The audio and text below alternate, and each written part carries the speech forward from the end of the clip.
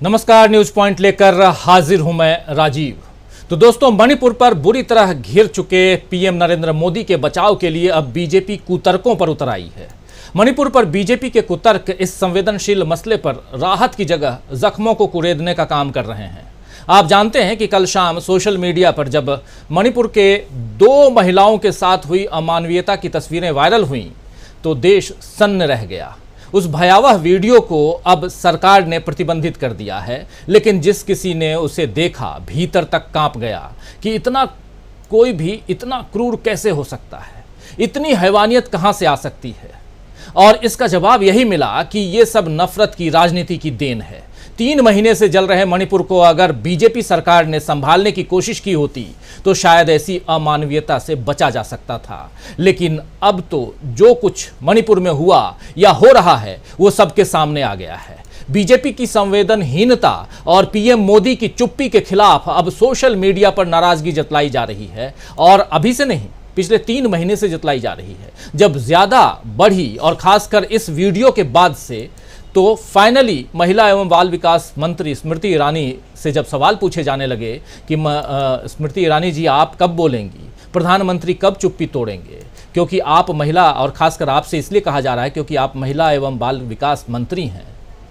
खैर, फाइनली कल यानी बुधवार की देर रात को स्मृति ईरानी ने ट्वीट करते हुए कहा कि सीएम बीरेंद्र सिंह से बात की है और दोषियों को बख्शा नहीं जाएगा। लेकिन स्मृति ईरानी का यह ट्वीट असरदार साबित नहीं हुआ, यानी बेअसर साबित हुआ, क्योंकि यह मामला 4 मई का है। अब सवाल उठे कि इतने दिनों तक सरकार ने इस बारे में कुछ क्यों नहीं किया और क्यों इस घटना का पता नहीं चला सरकार को। सवाल मोदी जी की चुप्पी पर भी उठे। उनसे पूछा गया कि क्या उनका खून अब भी शांत रह सकता है। एक बार फिर बीजेपी कांग्रेस के दबाव में आई और मानसून सत्र के पहले मोदी जी ने मणिपुर पर अपना बयान दिया। इसे 140 करोड़ लोगों के लिए शर्म की बात बताई और भी बहुत कुछ कहा। लेकिन जब मणिपुर की बात कर रहे थे तो बात वो राजस्थान और छत्तीसगढ़ की भी करने लगे। मणिपुर की बात कर नहीं रहे थे, पहले उन्होंने बात की छत्तीसगढ़ और राजस्थान की, फिर आए मणिपुर पर। सुनिए जरा क्या कुछ कह रहे हैं मोदी जी आज संसद के। लोकतंत्र के मंदिर के पास खड़ा हूं तब मेरा हृदय पीड़ा से भरा हुआ है, क्रोध से भरा हुआ है। मणिपुर की जो घटना सामने आई है, किसी भी सभ्य समाज के लिए यह शर्मसार करने वाली घटना है। पाप करने वाले, गुनाह करने वाले कितने हैं, कौन है, वो अपनी जगह पे है, लेकिन बेइज्जती पूरे देश की हो रही है। 140 करोड़ देशवासियों को शर्मसार होना पड़ रहा है। मैं सभी मुख्यमंत्रियों से आग्रह करता हूं कि वे अपने राज्य में कानून व्यवस्था को और मजबूत करें, खास करके हमारी माताओं बहनों की रक्षा के लिए कठोर से कठोर कदम उठाएं। घटना चाहे राजस्थान की हो, घटना चाहे छत्तीसगढ़ की हो, घटना चाहे मणिपुर की हो, इस देश में, हिंदुस्तान के किसी भी कोने में, किसी भी की राज्य सरकार में राजनीतिक वाद विवाद से ऊपर उठ करके कानून व्यवस्था का महात्मा, नारी का सम्मान, और मैं देशवासियों को विश्वास दिलाना चाहता हूं, किसी भी गुनहगार को बख्शा नहीं जाएगा। कानून अपनी पूरी शक्ति से, पूरी सख्ती से एक के बाद एक कदम उठाएगा। मणिपुर की इन बेटियों के साथ जो हुआ,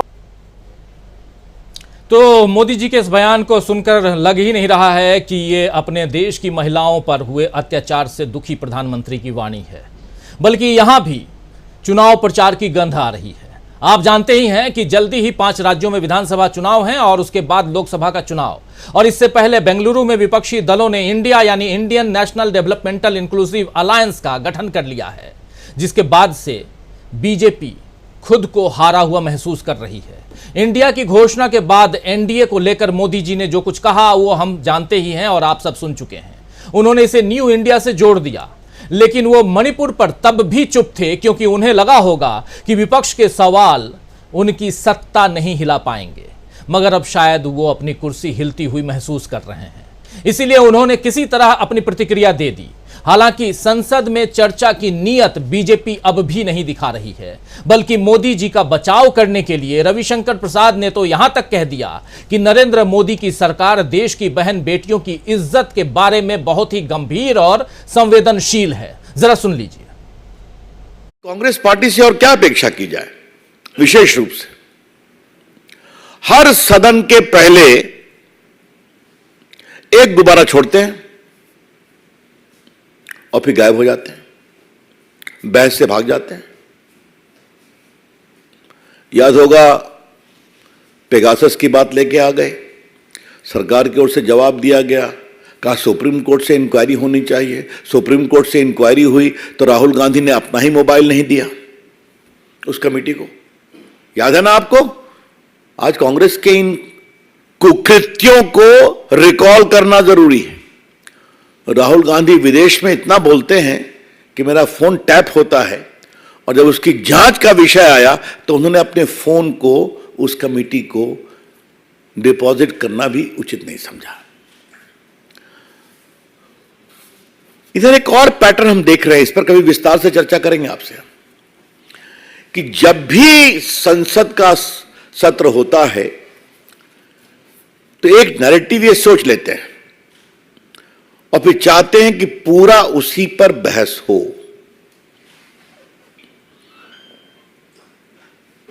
हम किसी व्यावसायिक ग्रुप के समर्थन में हम नहीं हैं।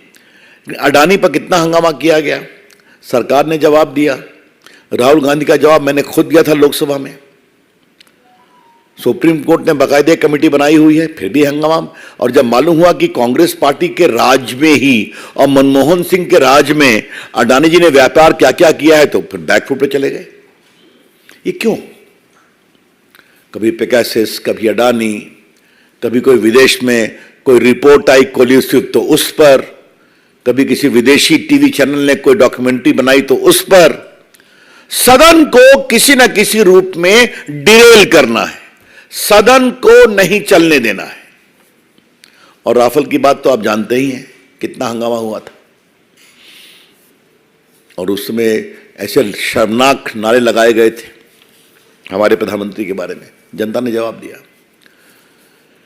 तो आज हम बहुत पीड़ा से आपके से यह शेयर करने आए हैं कि जो पैटर्न कांग्रेस पार्टी ने विशेष रूप से बना रखा है, हर सदन के शुरू के पहले कोई चीज लेके आना, फिर बहस नहीं होने देना, फिर बहस से भागना, और फिर आरोप लगाना कि नरेंद्र मोदी सरकार बहस से भागती है। इस पैटर्न को देश के सामने बताना जरूरी है।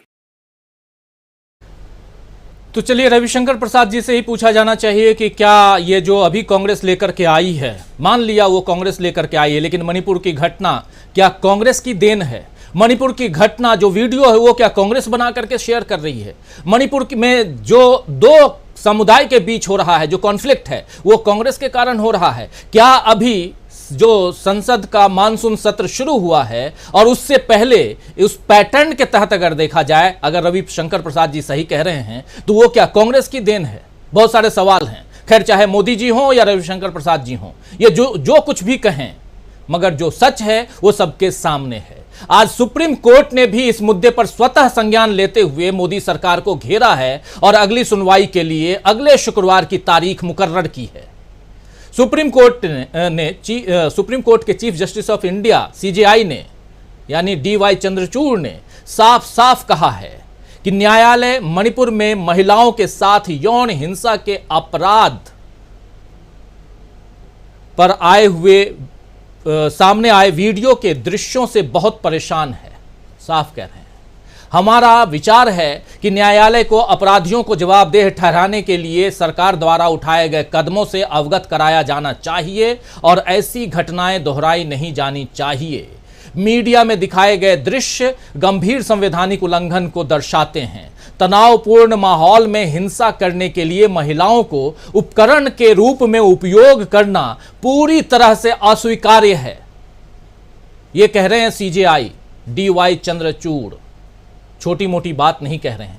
तो सुप्रीम कोर्ट ने दोस्तों स्वतः संज्ञान के बाद मोदी सरकार और खासकर पीएम मोदी की नींद उड़ा दी है और अब जाकर नींद खुली है मोदी जी की, और वो मणिपुर की चर्चा कर रहे हैं, मणिपुर पर बात कर रहे हैं। कहां? सदन के बाहर, सदन के अंदर नहीं।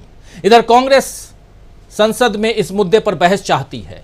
आज सोनिया गांधी ने सीधे सीधे नरेंद्र मोदी से इस बारे में बात की और कहा कि आप बहस कराइए, लेकिन मोदी जी ने जवाब में क्या कहा सुन लेते हैं लोकसभा में विपक्ष के नेता अधीर रंजन चौधरी से। सुनिए। सदन जब शुरू होते हैं तो परंपरा के मुताबिक पीएम सारे विपक्ष लीडरों के साथ खैरियत पूछताछ करते हैं, नमस्कार प्रति नमस्कार होते हैं। हमारा परंपरा रिवाज है। वो रिवाज की चलते पीएम साहब जब सब सारे ऑपोजिशन लीडर से मिलने लगी तो बढ़ते बढ़ते मैडम को पास भी आ गई। मैडम पहले मौका मिलते ही मैडम पीएम साहब को ये कहे कि सदन के अंदर हम लोग मणिपुर की चर्चा चाहते हैं, आप मणिपुर की चर्चा कराइए। तो मुझे लगता था कि पीएम साहब को मतलब ये इस तरीके की सवाल और वो भी खुद मैडम करेगी इसका कोई अंदेशा नहीं था। तो थोड़ा हिचक गए हमारे पीएम साहब और कहने लगे ठीक है देखता हूँ। तो मैडम ने थोड़ा मतलब जोर लगा कि ये कही कि नहीं ये चर्चा होना चाहिए सदन के अंदर।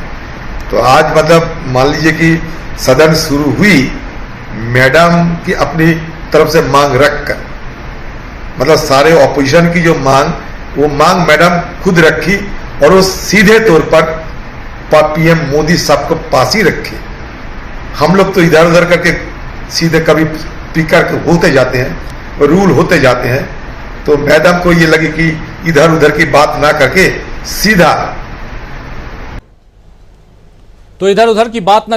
मैडम यानी सोनिया गांधी ने सीधा सीधा प्रधानमंत्री नरेंद्र मोदी को कहा कि हम चाहते हैं कि सदन के अंदर मणिपुर पर बात हो। इधर दूसरी तरफ जब मणिपुर की बात है, मल्लिकार्जुन खड़गे साहब का नाम पहले याद आ गया। जरा वो दिखा भी देना चाहता हूं, क्योंकि लोकसभा में और लोकसभा के जो लीडर ऑफ अपोजिशन जो हैं वो अभी आप अधीर रंजन चौधरी को सुन रहे थे। इधर राज्यसभा में नेता प्रतिपक्ष लीडर ऑफ अपोजिशन मल्लिकार्जुन खड़गे और सभापति जगदीप धनखड़ साहब दोनों के बीच तीखी बहस हो गई। और बहस किस पर? मणिपुर पर। सुनिए जरा, ये भी सुन लेते हैं। I am raising my hand and I am not given chance to speak on 267 rules, and 267 I have already given earlier morning 9 o'clock. I sent my people before that only so that others can give. You should submit, because tomorrow you can say that you have not given the notice in time. So I have made my full efforts to attract your attention and give notice. But unfortunately, I am not allowed to raise this 267, and you know the Manipur is burning. Honorable members,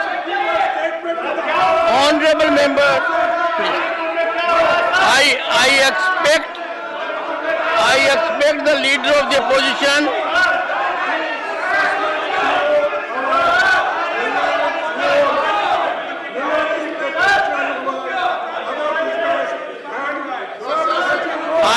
constant if the house is not in order. Sir, let the house be in order. House is not in order.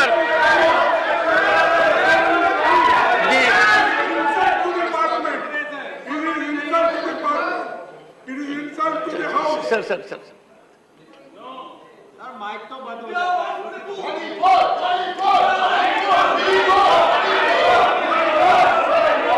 The house stands adjourned to meet on Friday, 21st July 2023 at 11 a.m. तो इधर कह रहे हैं मल्लिकार्जुन खड़गे बहुत दुखी मन से मणिपुर जल रहा है। पीएम क्वाइट हैं, चुप हैं, शांत हैं, और सभापति महोदय जी खड़े होते हैं मुस्कुराते हुए, शुक्रवार तक के लिए हाउस को एडजर्न कर देते हैं। मुस्कुराना क्यों, ये एक सवाल उठता है। मणिपुर के मामले पर, मणिपुर अगर आज परेशान है, वहां की जनता परेशान है, तो आप क्या मुस्कुरा सकते हैं? खैर, मणिपुर का मामला देश को परेशान कर रहा है, न सिर्फ मणिपुर को। जो इस देश के संवेदनशील नागरिक हैं दोस्तों, उन्हें उस वीडियो को देखने के बाद कल रात नींद नहीं आई होगी, मगर मोदी सरकार इसमें भी सियासत देख रही है। उसे मणिपुर से ज्यादा छत्तीसगढ़ और राजस्थान की चिंता सता रही है। बीते 9 साल में इसी मोदी सरकार के कार्यकाल में देश ने न जाने कितने कठुआ, कितने हाथरस, कितने अखलाक और कितने पहलू खान को देखे हैं। ऐसी जैसी कितनी घटनाएं देख ली इस देश ने। देश में नफरत का जहर फैल चुका है। नजरें अब सिर्फ सुप्रीम कोर्ट को देख रही हैं और शायद वहां से इंसाफ मिले। यही बात यहां इस देश की जनता शायद सोच रही है, पूछ रही है। लेकिन सवाल पूछे जा रहे हैं और पूछे जाएंगे भी कि आखिर क्यों नहीं मोदी जी ने पहले मणिपुर का कुछ पर, इस मामले पर कुछ कहा। अब जब चुनाव में हार का डर सता रहा है, तब देश की बेटियां, माताएं और बहनें याद आ रही हैं, उनकी चिंता हो रही है। और सबसे बड़ा सवाल ये कि क्या देश की राष्ट्रपति इस पर कुछ बोलेंगी? क्या वो मणिपुर में राष्ट्रपति शासन लगवाएंगी? बहुत सारे सवाल हैं। इन सवालों का जवाब खोजने की कोशिश करते हैं और चौतरफा जो घिर गई है, फजीहत हो रही है मोदी सरकार की, उसको समझेंगे। आइए चर्चा को आगे बढ़ाते हैं। हमारे साथ कुछ वरिष्ठ साथी, एक नहीं बल्कि 8 वरिष्ठ साथी हमारे साथ जुड़े हुए हैं। उन सबसे आपका परिचय करवाता हूं। आगे बढ़ते हैं, बहुत कुछ है इस चर्चा में और जल्दी जल्दी चर्चा को आगे बढ़ाते हैं। इस वक्त 7 वरिष्ठ साथी हमारे साथ हैं। इधर स्टूडियो में हैं शकील अख्तर जी, आपका स्वागत करता हूं।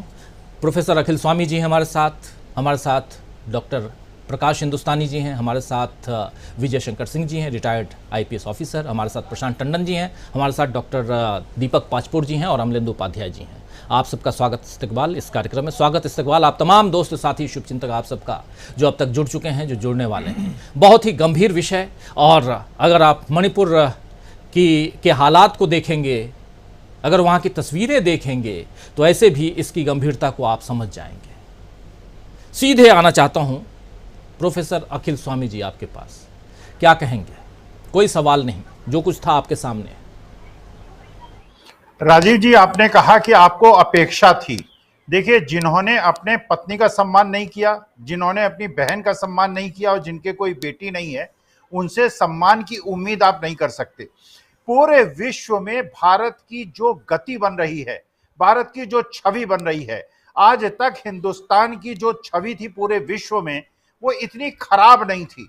आज तो हम सीरिया और अफगानिस्तान और पाकिस्तान की तुलना में आके खड़े हो गए, बल्कि उनसे आगे बढ़ गए हैं। और ये महाशय ये कह रहे हैं कि ये घटना राजस्थान और एक घटना, अरे महाराज, ये जो रविशंकर प्रसाद कह रहे हैं कि संसद के पहले जो सत्र होता है उसके पहले ये घटनाएं उठाते हैं, वहां के मुख्यमंत्री कह रहे हैं इस तरह की 100 घटनाएं घटी हैं। और जो महिला सम्मान के साथ, और भारतवर्ष तो वो देश है जहां पे महिला सम्मान पे महाभारत भी हुई है और रामायण पे हुई है, और दोनों घटनाएं जो हुई हैं उसमें नारी सम्मान पे प्रश्न उठा था। राजीव जी, मैं तुलना कर रहा था कि रावण का हर साल हम लोग पुतला जलाते हैं। रावण की तुलना कर रहा था इन लोगों से जिन्होंने महिलाओं, नारियों के साथ ये दुर्व्यवहार किया है। अरे रावण ने तो केवल एक नारी को अपहरण किया था, और महाभारत के अंदर जो दुर्योधन और दुशासन थे, उन्होंने एक नारी के पल्लू से खेला था। यहां तो उससे 10 गुनी जाके आगे बड़ी घटना है, और ये निर्लज्ज लोग ये कह रहे हैं, और पूरे विश्व में जो हमारी छवि बिगड़ रही है, पूरे विश्व में हमारे धर्म की और हमारे देश की जो छवि बिगड़ रही है, जो ये ढोंगी और पाखंडी लोग हैं जो अपने को हिंदू और सनातनी कहते हैं। आप सोचिए, इस प्रकार से नारी का अगर अपमान खुलेआम इस तरह से भीड़ उसके साथ करेगी, और इतना अविश्वास पैदा हो जाएगा दो संप्रदाय और समुदायों के बीच में कि वहां पे वो आपस में नहीं रह पाएंगे और एक दूसरे की महिलाओं के साथ दुर्व्यवहार करेंगे, तो इस देश की स्थिति क्या होगी? देखिए, रावण ने मैया सीता को हाथ नहीं लगाया था।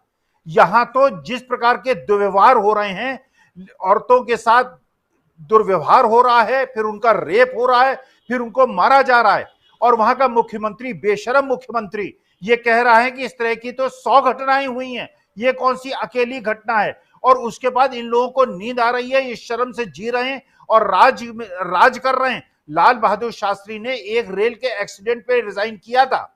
और आज मैं ये नहीं मान करता हूं कि चीफ मिनिस्टर मणिपुर रिजाइन करें, प्रधानमंत्री को और गृह मंत्री को रिजाइन करना चाहिए। और जो स्वतः संज्ञान लिया है सुप्रीम कोर्ट को, इन्हें सुप्रीम कोर्ट में तलब किया जाना चाहिए और इनको खड़ा करके ये कहना चाहिए कि बताइए, जिस प्रकार की ये नारियों के साथ असम्मान हो रहा है और देश के अंदर गृह युद्ध की स्थिति बन रही है और पूरे विश्व में हमारे सनातन धर्म की और हमारे देश की जो छवि बिगड़ रही है, जितनी आज तक कभी देश की छवि नहीं बिगड़ी थी। क्योंकि भगवान, और मुझे सच में राजीव जी आज शिकायत मोदी जी से ज्यादा भगवान कृष्ण से है। भगवान कृष्ण, अगर सनातन धर्म में सनातनी हूं, शुद्ध सनातनी हूं, लेकिन मुझे सनातन धर्म पे भी आज शक हो रहा है।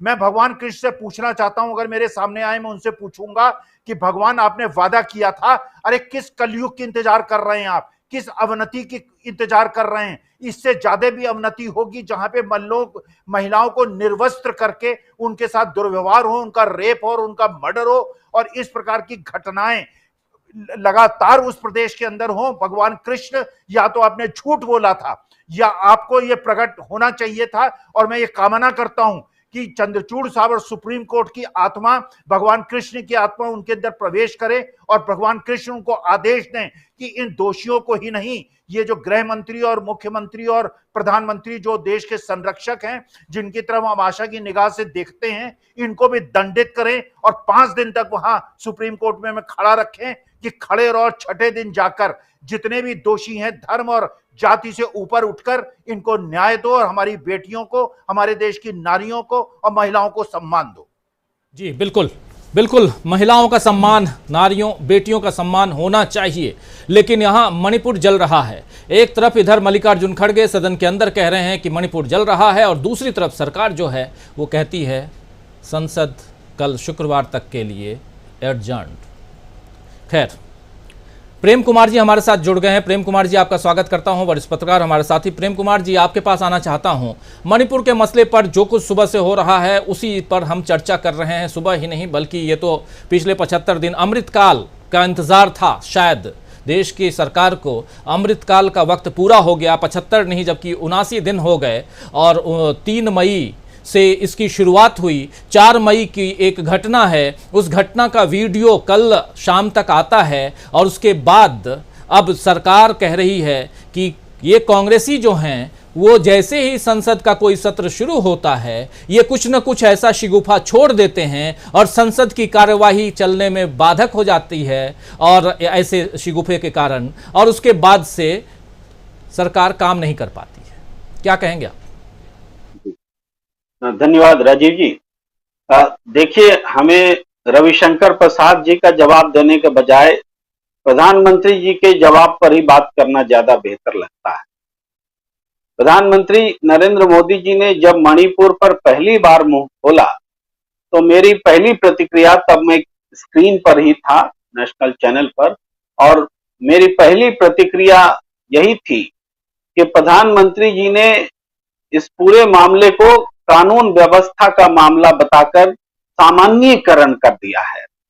देश के मुख्यमंत्रियों को ये निर्देश देते हुए कि अपने अपने प्रदेश में मजबूत कीजिए कानून व्यवस्था को, ऐसा निर्देश देकर उन्होंने मणिपुर की घटना को बहुत सामान्य बना दिया। ये मेरी पहली प्रतिक्रिया थी। और दूसरी बात इसमें यह थी कि प्रधानमंत्री जी ने इस बयान को देते हुए कहीं ना कहीं इस मणिपुर में जो कुछ हुआ उसमें अपनी सरकार के बारे में चुप्पी साध ली, गृह मंत्रालय के बारे में चुप्पी साध ली। यह घटना देखिए वायरल वीडियो के कारण सामने आ गई तो आपको बोलना पड़ गया। क्या वायरल वीडियो नहीं आया था तब तो आप नहीं बोल रहे थे? या सारी घटनाओं की वायरल वीडियो आपको चाहिए तब आप बयान देंगे?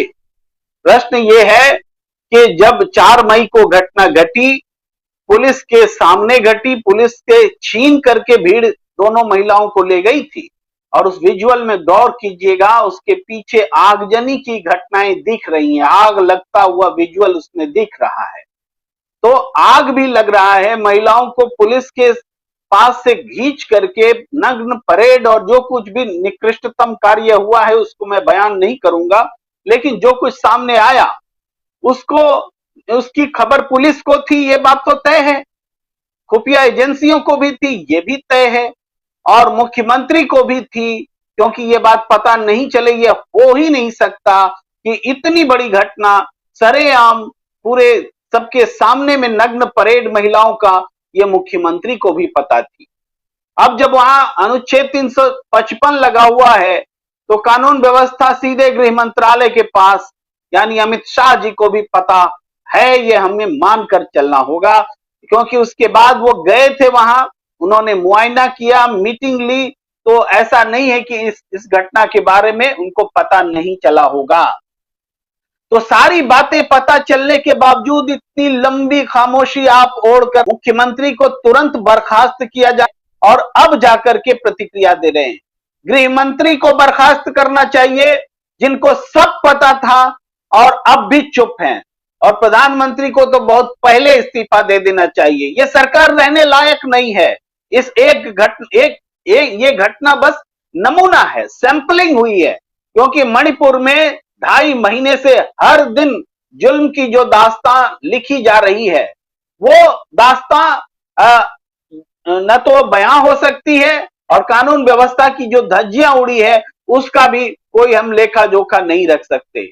लेकिन इस पूरी घटना में जो बात सबसे महत्वपूर्ण है वो ये है कि मणिपुर में जो कुछ भी हुआ है उस पर वो कानून व्यवस्था से बढ़ करके मामला है, और ये डबल इंजन की सरकार के कोलैप्स होने का मामला है, जिस पर प्रधानमंत्री जी ने एक शब्द नहीं कहा है। ये सिर्फ कानून व्यवस्था का मसला है ही नहीं, ये डबल इंजन की सरकार के कोलैप्स होने का मसला है, और जातीय हिंसा, धार्मिक हिंसा, हिंदू मुसलमान, अल्पसंख्यक बहुसंख्यक, जो नफरत का केरोसिन हिंदुस्तान में नरेंद्र मोदी जी आपने छींट रखा है, उस पर आप खामोश रहे, वो कारण है इस घटना का। ये कोई लॉ एंड ऑर्डर नहीं है कि पुलिस रहती तो संभाल लेती, पुलिस से चूक हो गई तो लॉ एंड ऑर्डर का प्रॉब्लम हो गया। ये पुलिस के सामने पुलिस से खींच करके घसीट करके दोनों महिलाएं लाई गई हैं और उनके साथ जो कुछ हुआ है वो सामने है। ये बहुत बड़े फलक पर इसको देखने की जरूरत है। प्रधानमंत्री जी ने मुंह खोला जरूर है, लेकिन वास्तव में मुंह खोलते ही वो घिर गए हैं ऐसे अनेक सवालों से जिसका जवाब वो कभी दे ही नहीं सकते। और मैं जब इस बात को बयां कर रहा था, तत्काल प्रतिक्रिया दे रहा था राजीव जी, उसी समय बड़ी बड़ी ब्रेकिंग आ गई सीजेआई की, चीफ जस्टिस ऑफ इंडिया की, कि उन्होंने सॉलिसिटर जनरल को तलब किया, उन्होंने अटॉर्नी जनरल को तलब किया, उन्होंने राज्य सरकार को तलब किया, उन्होंने केंद्र सरकार को नोटिस दिए। ये सारी चीजें आई और उससे भी इस बात की ही पुष्टि हुई कि ये कानून व्यवस्था का मामला भर नहीं है, ये राज्य और केंद्र सरकार के कोलैप्स होने का मामला है। अन्यथा चीफ जस्टिस ऑफ इंडिया दोनों सरकारों को नोटिस नहीं देती। ये बहुत बड़ा मामला है, हम इसी नजरिए से इसको देखते हैं, और इस पर रविशंकर प्रसाद जैसे जो लिपापोती वाले बयान है उसका तो जवाब भी देने की जरूरत नहीं। जी बिल्कुल बिल्कुल बिल्कुल, आना चाहता हूं डॉक्टर प्रकाश हिंदुस्तानी जी आपके पास। प्रधानमंत्री नरेंद्र मोदी मणिपुर की बात कर रहे हैं और साथ में छत्तीसगढ़, राजस्थान की बात भी कर रहे हैं, मध्य प्रदेश में आप हैं, वहां भी चुनाव है, सियासत चारों तरफ, और सियासी चश्मे से ही अगर आप देश चलाएंगे, अगर आपको नफा नुकसान जो भी है वो अगर सियासत के हिसाब से ही देखेंगे, देश में कहां फायदा होगा अगला कदम बढ़ाने से, वैसे ही आप सोचेंगे, तो फिर क्या मणिपुर जैसे तो कई राज्य हैं सामने, कई राज्यों में ऐसी घटनाएं हो सकती हैं या होती रही हैं। कठुआ और तमाम हाथरस सबकी बात यहां रख चुका हूं पहले। कैसे देखा जाए डॉक्टर प्रकाश हिंदुस्तानी जी? राजीव जी, जिस तरीके से प्रधानमंत्री ने लगभग 2.5 महीने बाद प्रतिक्रिया व्यक्त की, मुझे लगता है कि अभी भी उनकी नीयत इस मामले से लोगों का ध्यान बटाने की है, तभी तो वे छत्तीसगढ़ और राजस्थान की बात कर रहे हैं। आज कोई संदर्भ नहीं था कि वे छत्तीसगढ़ या राजस्थान की बात करते। उन्हें लगता है कि पूरा देश उनके एजेंडे पे चले और ये बातें करने लगे कि छत्तीसगढ़ में क्या हो रहा है, राजस्थान में क्या हो रहा है। ये प्रधानमंत्री मोदी की नीयत यहाँ साफ दिखती है। दूसरी बात ये कि चीफ जस्टिस ऑफ इंडिया का जो डंडा, जो फटकार पड़ी है सरकार पर, सरकार इससे भी शर्मिंदा है या डरी हुई है ये कहना चाहिए। लेकिन दूसरी तरफ देखिए, महिला खिलाड़ियों वाले मामले में जो दोषी सांसद है उसकी तरफ से उसे जमानत मिल गई कोर्ट में। और क्यों मिली? क्योंकि पुलिस ने अपना काम नहीं किया।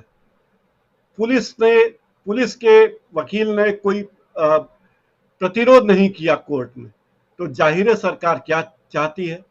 और मजेदार ट्वीट या शर्मनाक ट्वीट तो मुझे स्मृति ईरानी जी का लगा, जो महिला बाल कल्याण मंत्री हैं, जिनका एकमात्र काम राहुल गांधी को ट्रोल करना है।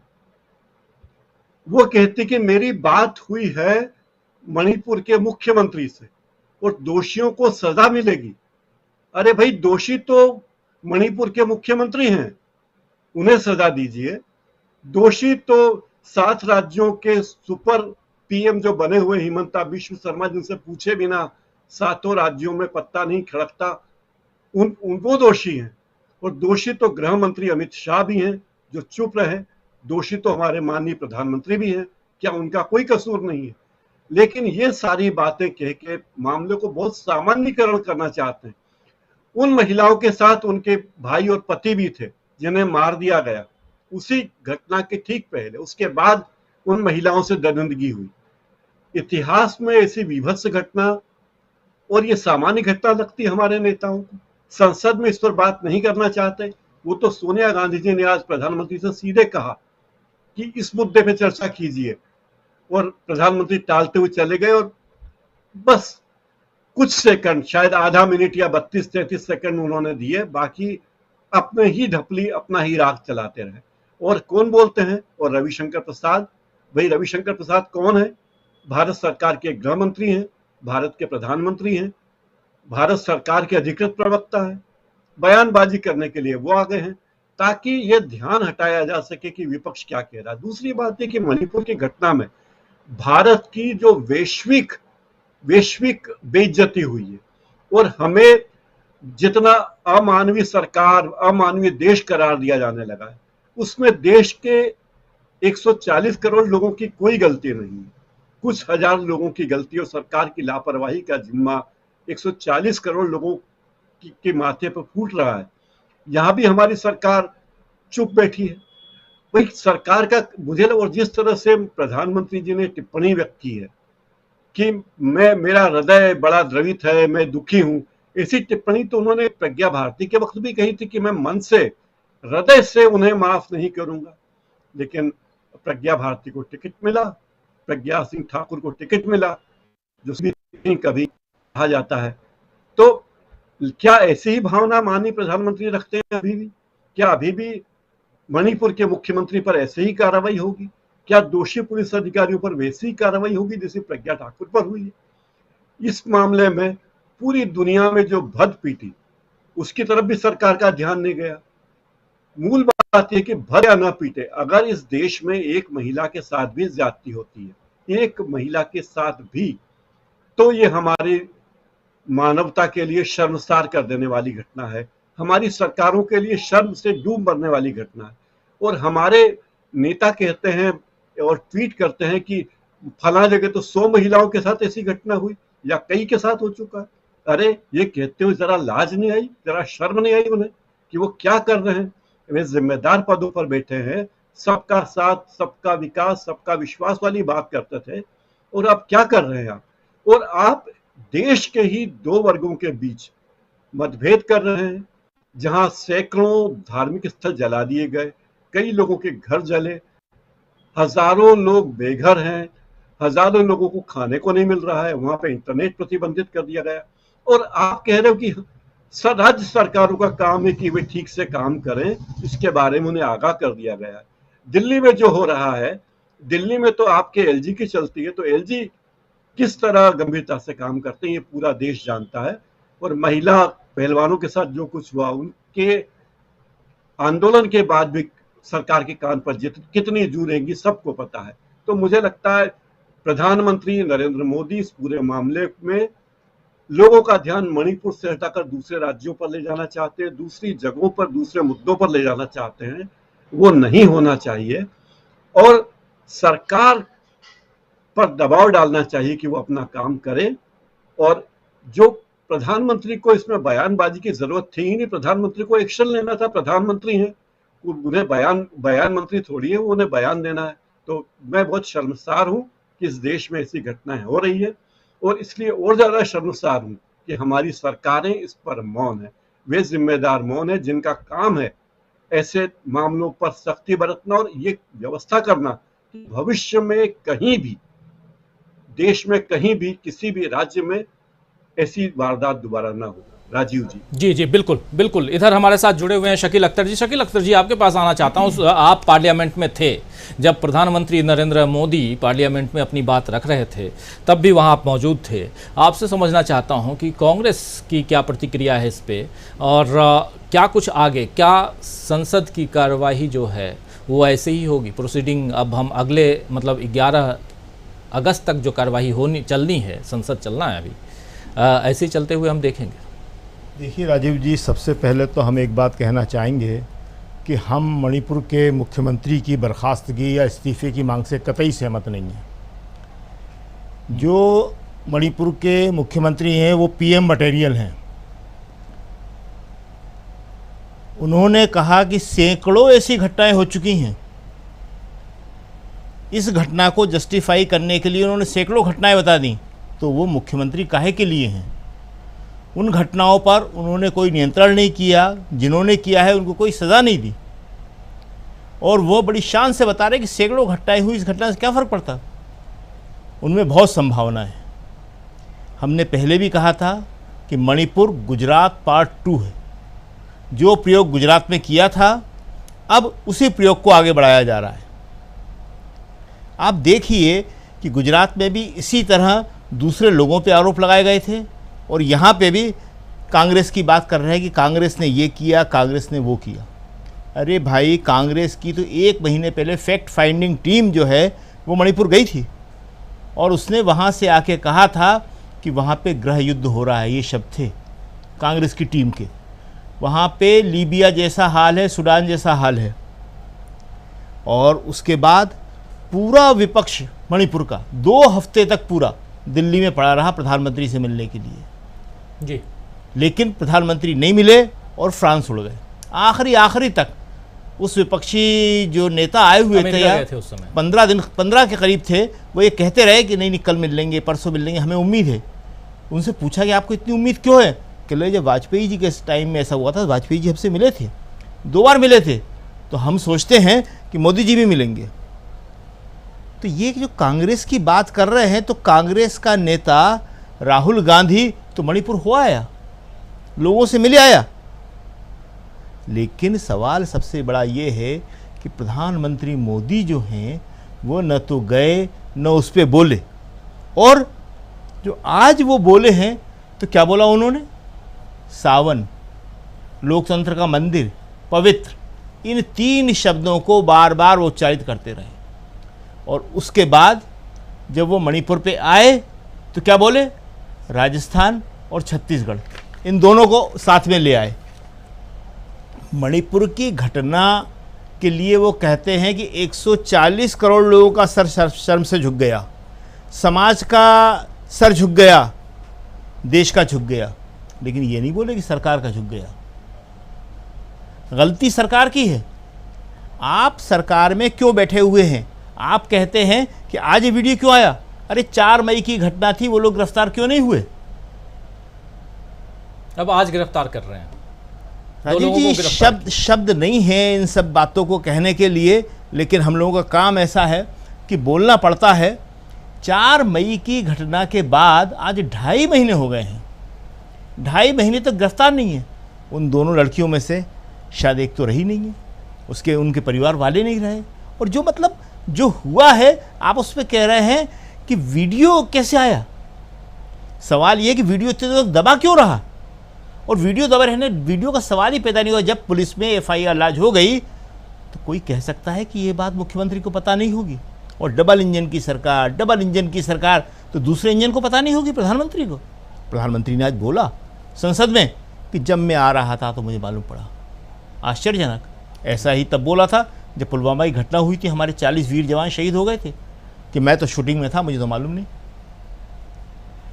अगर प्रधानमंत्री अनअवेयर रहता है तो फिर क्या मतलब हुआ? मुख्यमंत्री अनअवेयर रहता है तो क्या मतलब हुआ? ये हो ही नहीं सकता। देखिए, ये जो है एक बहुत बड़े प्रयोग का हिस्सा है और बहुत दुखद बात है ये कि देश को ये कहाँ ले जाएंगे। जो नफरत भी इन्होंने बोई है, जो विभाजनकारी माहौल इन्होंने बनाया है, जो हिंसा और असहिष्णुता की राजनीति ये कर रहे हैं। बिल्किस बानो का क्या कांड हुआ सबको मालूम है, उनको जमानत दे दी, तिलक फूल माला से स्वागत किया गया उनका। अभी ब्रजभूषण का हमारे सारे साथियों ने बोला, ब्रजभूषण दबंगी से सब लोगों को चैलेंज करता रहा और अभी कोर्ट से उसने बेल ले ली, और महिला पहलवानों को मारा गया, पीटा गया, सड़कों पे खींचा गया और उनके खिलाफ ही FIR लॉन्च हो गई। कठुआ आपने बोला, हाथरस में राहुल गांधी को गिरा दिया, गिरहबान पकड़ लिया, प्रियंका गांधी के साथ बदतमीजी हुई, प्रियंका ने अपने कार्यकर्ताओं को बचाने के लिए हाथों पर लाठियां झेली। सोनभद्र में गई थी, दलित आदिवासियों का हत्याकांड हुआ था जी, लखीमपुर खीरी। मतलब देखिए, 9 साल के अंदर वो सिर्फ और सिर्फ एक राजनीति कर रहे हैं कि किस तरह से लोगों को बांटा जाए। और आज हम ये बात कह रहे हैं कि देखिए, कोई भी ये समझता हो कि वो बच जाएगा, कोई नहीं बचेगा। निशाना इन्होंने मुसलमानों को बनाया था, सबसे पहले उनके खिलाफ नफरत फैलाई, और किसने? खुद प्रधानमंत्री के शब्द थे ये तो, कब्रिस्तान, शमशान। प्रधानमंत्री और कपड़ों से पहचान लिए जाते हैं।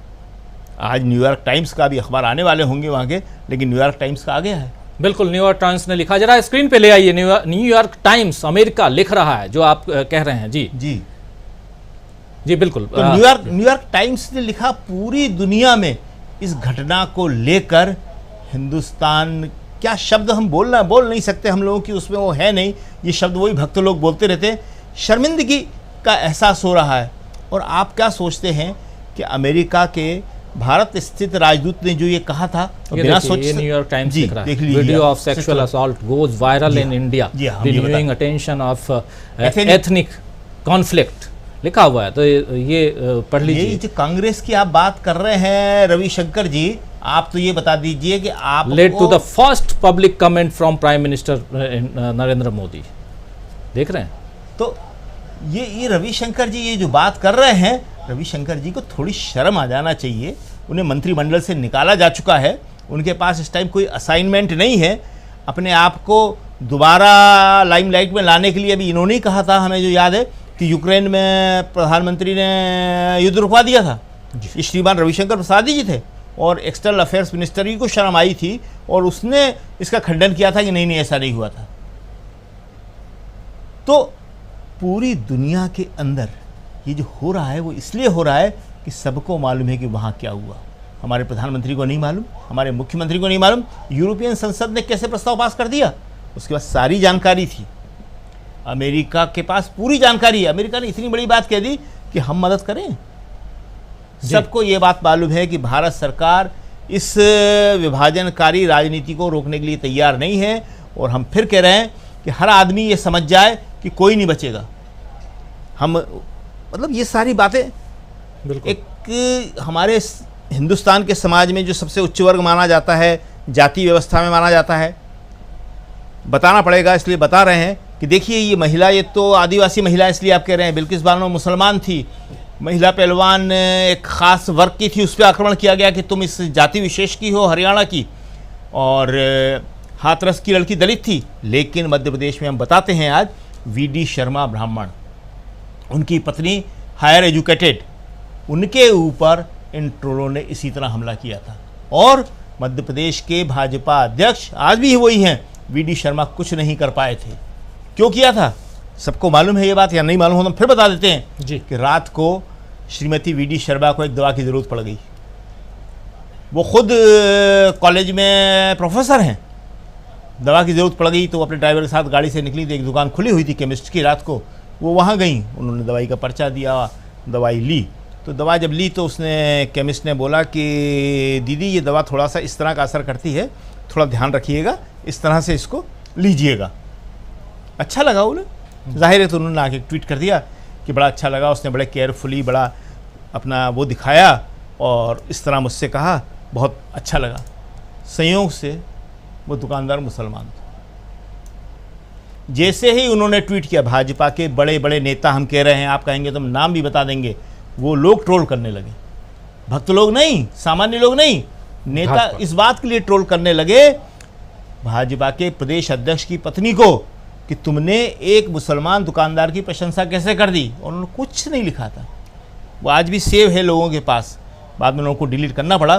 कुछ नहीं लिखा था, उन्होंने सिर्फ इतना लिखा था कि अच्छा लगा किसी ने इतने केयरफुली बात करी, बताया कि दीदी थोड़ा ध्यान रखिएगा दवा का, जिस तरह के आफ्टर असर हो जाते हैं।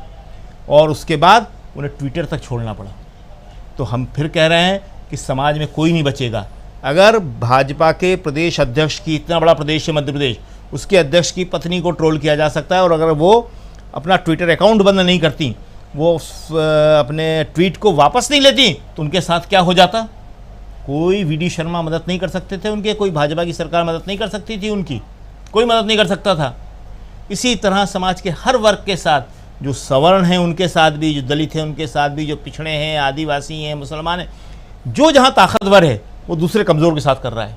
यही नफ़रत की राजनीति होती है, यही विभाजन की राजनीति होती है।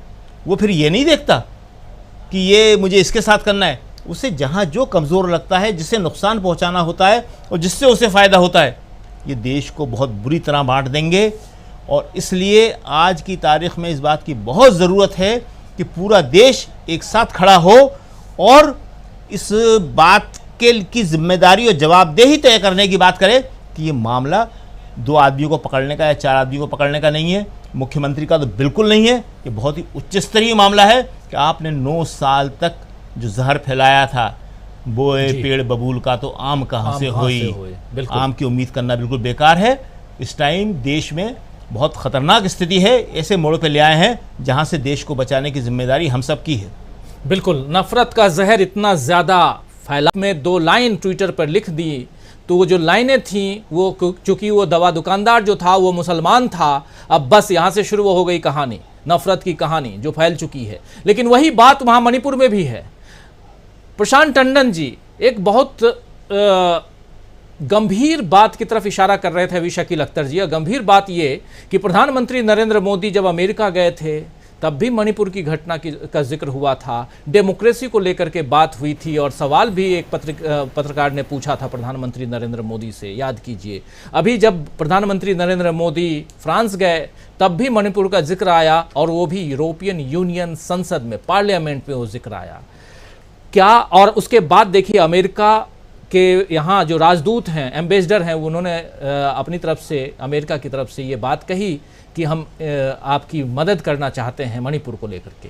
क्या आपको भी लगता है कि मणिपुर की इस घटना, जिसका वीडियो कल आया है और वहाँ के मुख्यमंत्री कह रहे हैं कि ऐसी 100 से ज़्यादा घटनाएं हो चुकी हैं, इसका मतलब है कि विदेशों में इस बात का जिक्र ऑलरेडी पहले हो चुका है, इस बात का इल्म ऑलरेडी पहले से है कि यहाँ क्या कुछ चल रहा है हिंदुस्तान में, ये माना जाए?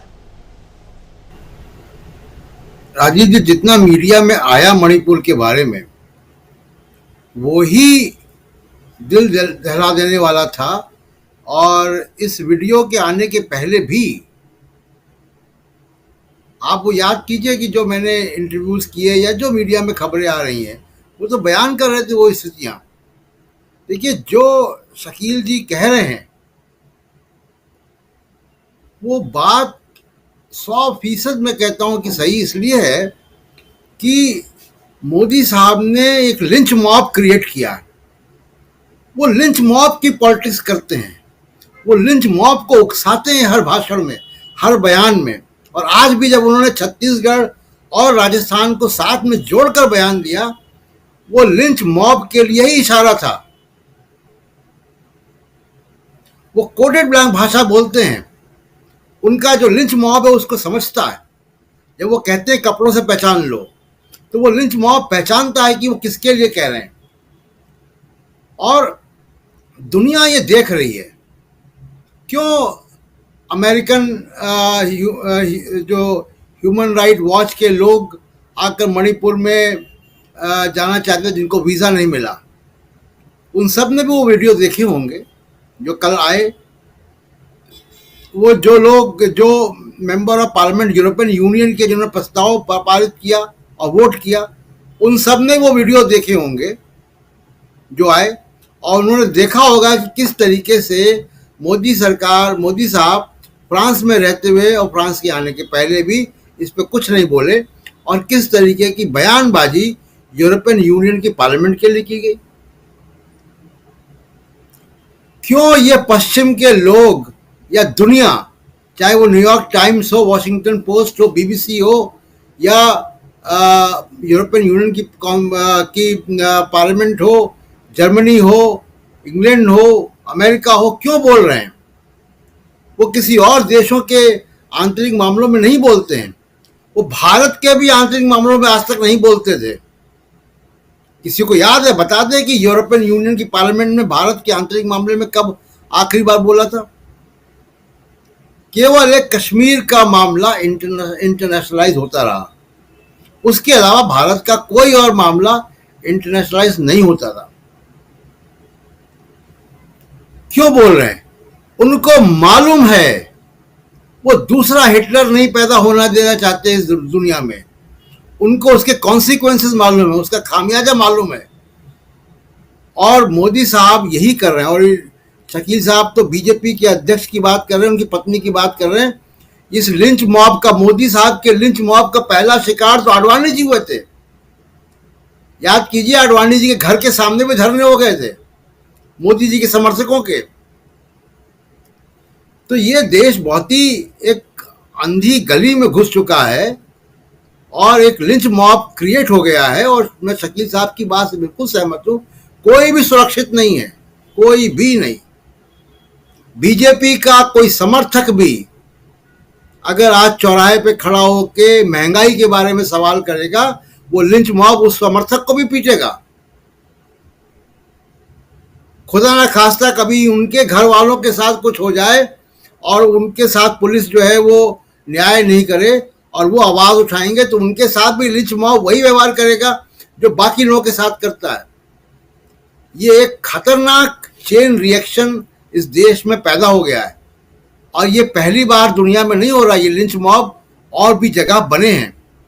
दूसरी बात जो मैंने दोपहर में भी आपसे बातचीत में कही, देखिए, मैंने प्रधानमंत्री कार्यालय की रिपोर्टिंग की है।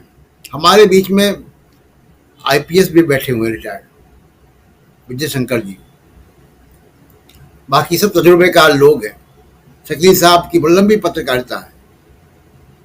प्रधानमंत्री को सुबह और शाम 2 बार रेगुलर इंटेलिजेंस ब्रीफिंग होती है, और इस बात को मानना मेरे लिए संभव नहीं है, क्योंकि मैं सरकार के सिस्टम की रिपोर्टिंग कर चुका हूं कि इतनी बड़ी घटना जिसमें कि अब जो भुक्तभोगी महिला है, जो जीवित है, वो ये कह रहे कि पुलिस की मौजूदगी में ये हुआ। इतनी बड़ी घटना इंटेलिजेंस ब्यूरो तक नहीं पहुंची, और इंटेलिजेंस ब्यूरो ने प्रधानमंत्री के संज्ञान में नहीं लाया। अब आप सोचिए उस व्यक्ति के बारे में जिसको मालूम है कि ये हो रहा है मणिपुर में, और ये हो चुका है, और वो शांत है, और जब वो बोल रहा है तो वो छत्तीसगढ़ राजस्थान को क्लब करके बोल रहा है, उसको जोड़ के बोल रहा है। आप मंशा देखिए कि क्या है उनकी। इसलिए सुप्रीम कोर्ट को भी अब लग रहा है कि भाई इस पे आना चाहिए, बहुत हो गया। और भी जो प्रशासनिक स्टेक होल्डर्स हैं, उनको भी बोलना चाहिए। आपकी नौकरी, आपकी सुरक्षा, आपकी तमाम सारी ट्रोल से डरने की वजह से इस देश को आप मुश्किल में डाल रहे हैं। सबको अगर अपनी आत्मा उनके अंदर बची हुई है, एक आईएएस आईपीएस को जो अपॉइंटमेंट लेटर मिलता है वो भारत के राष्ट्रपति का मिलता है। उसके उस शपथ को, उस अपॉइंटमेंट लेटर को देखें ये आईएएस अधिकारी खोलकर कि वो क्या कर रहे हैं, किस तरीके का निजाम चला रहे हैं। प्रधानमंत्री अपनी कोई राजनीति कर सकते हैं, ये ब्यूरोक्रेट तो राजनीति ना करें।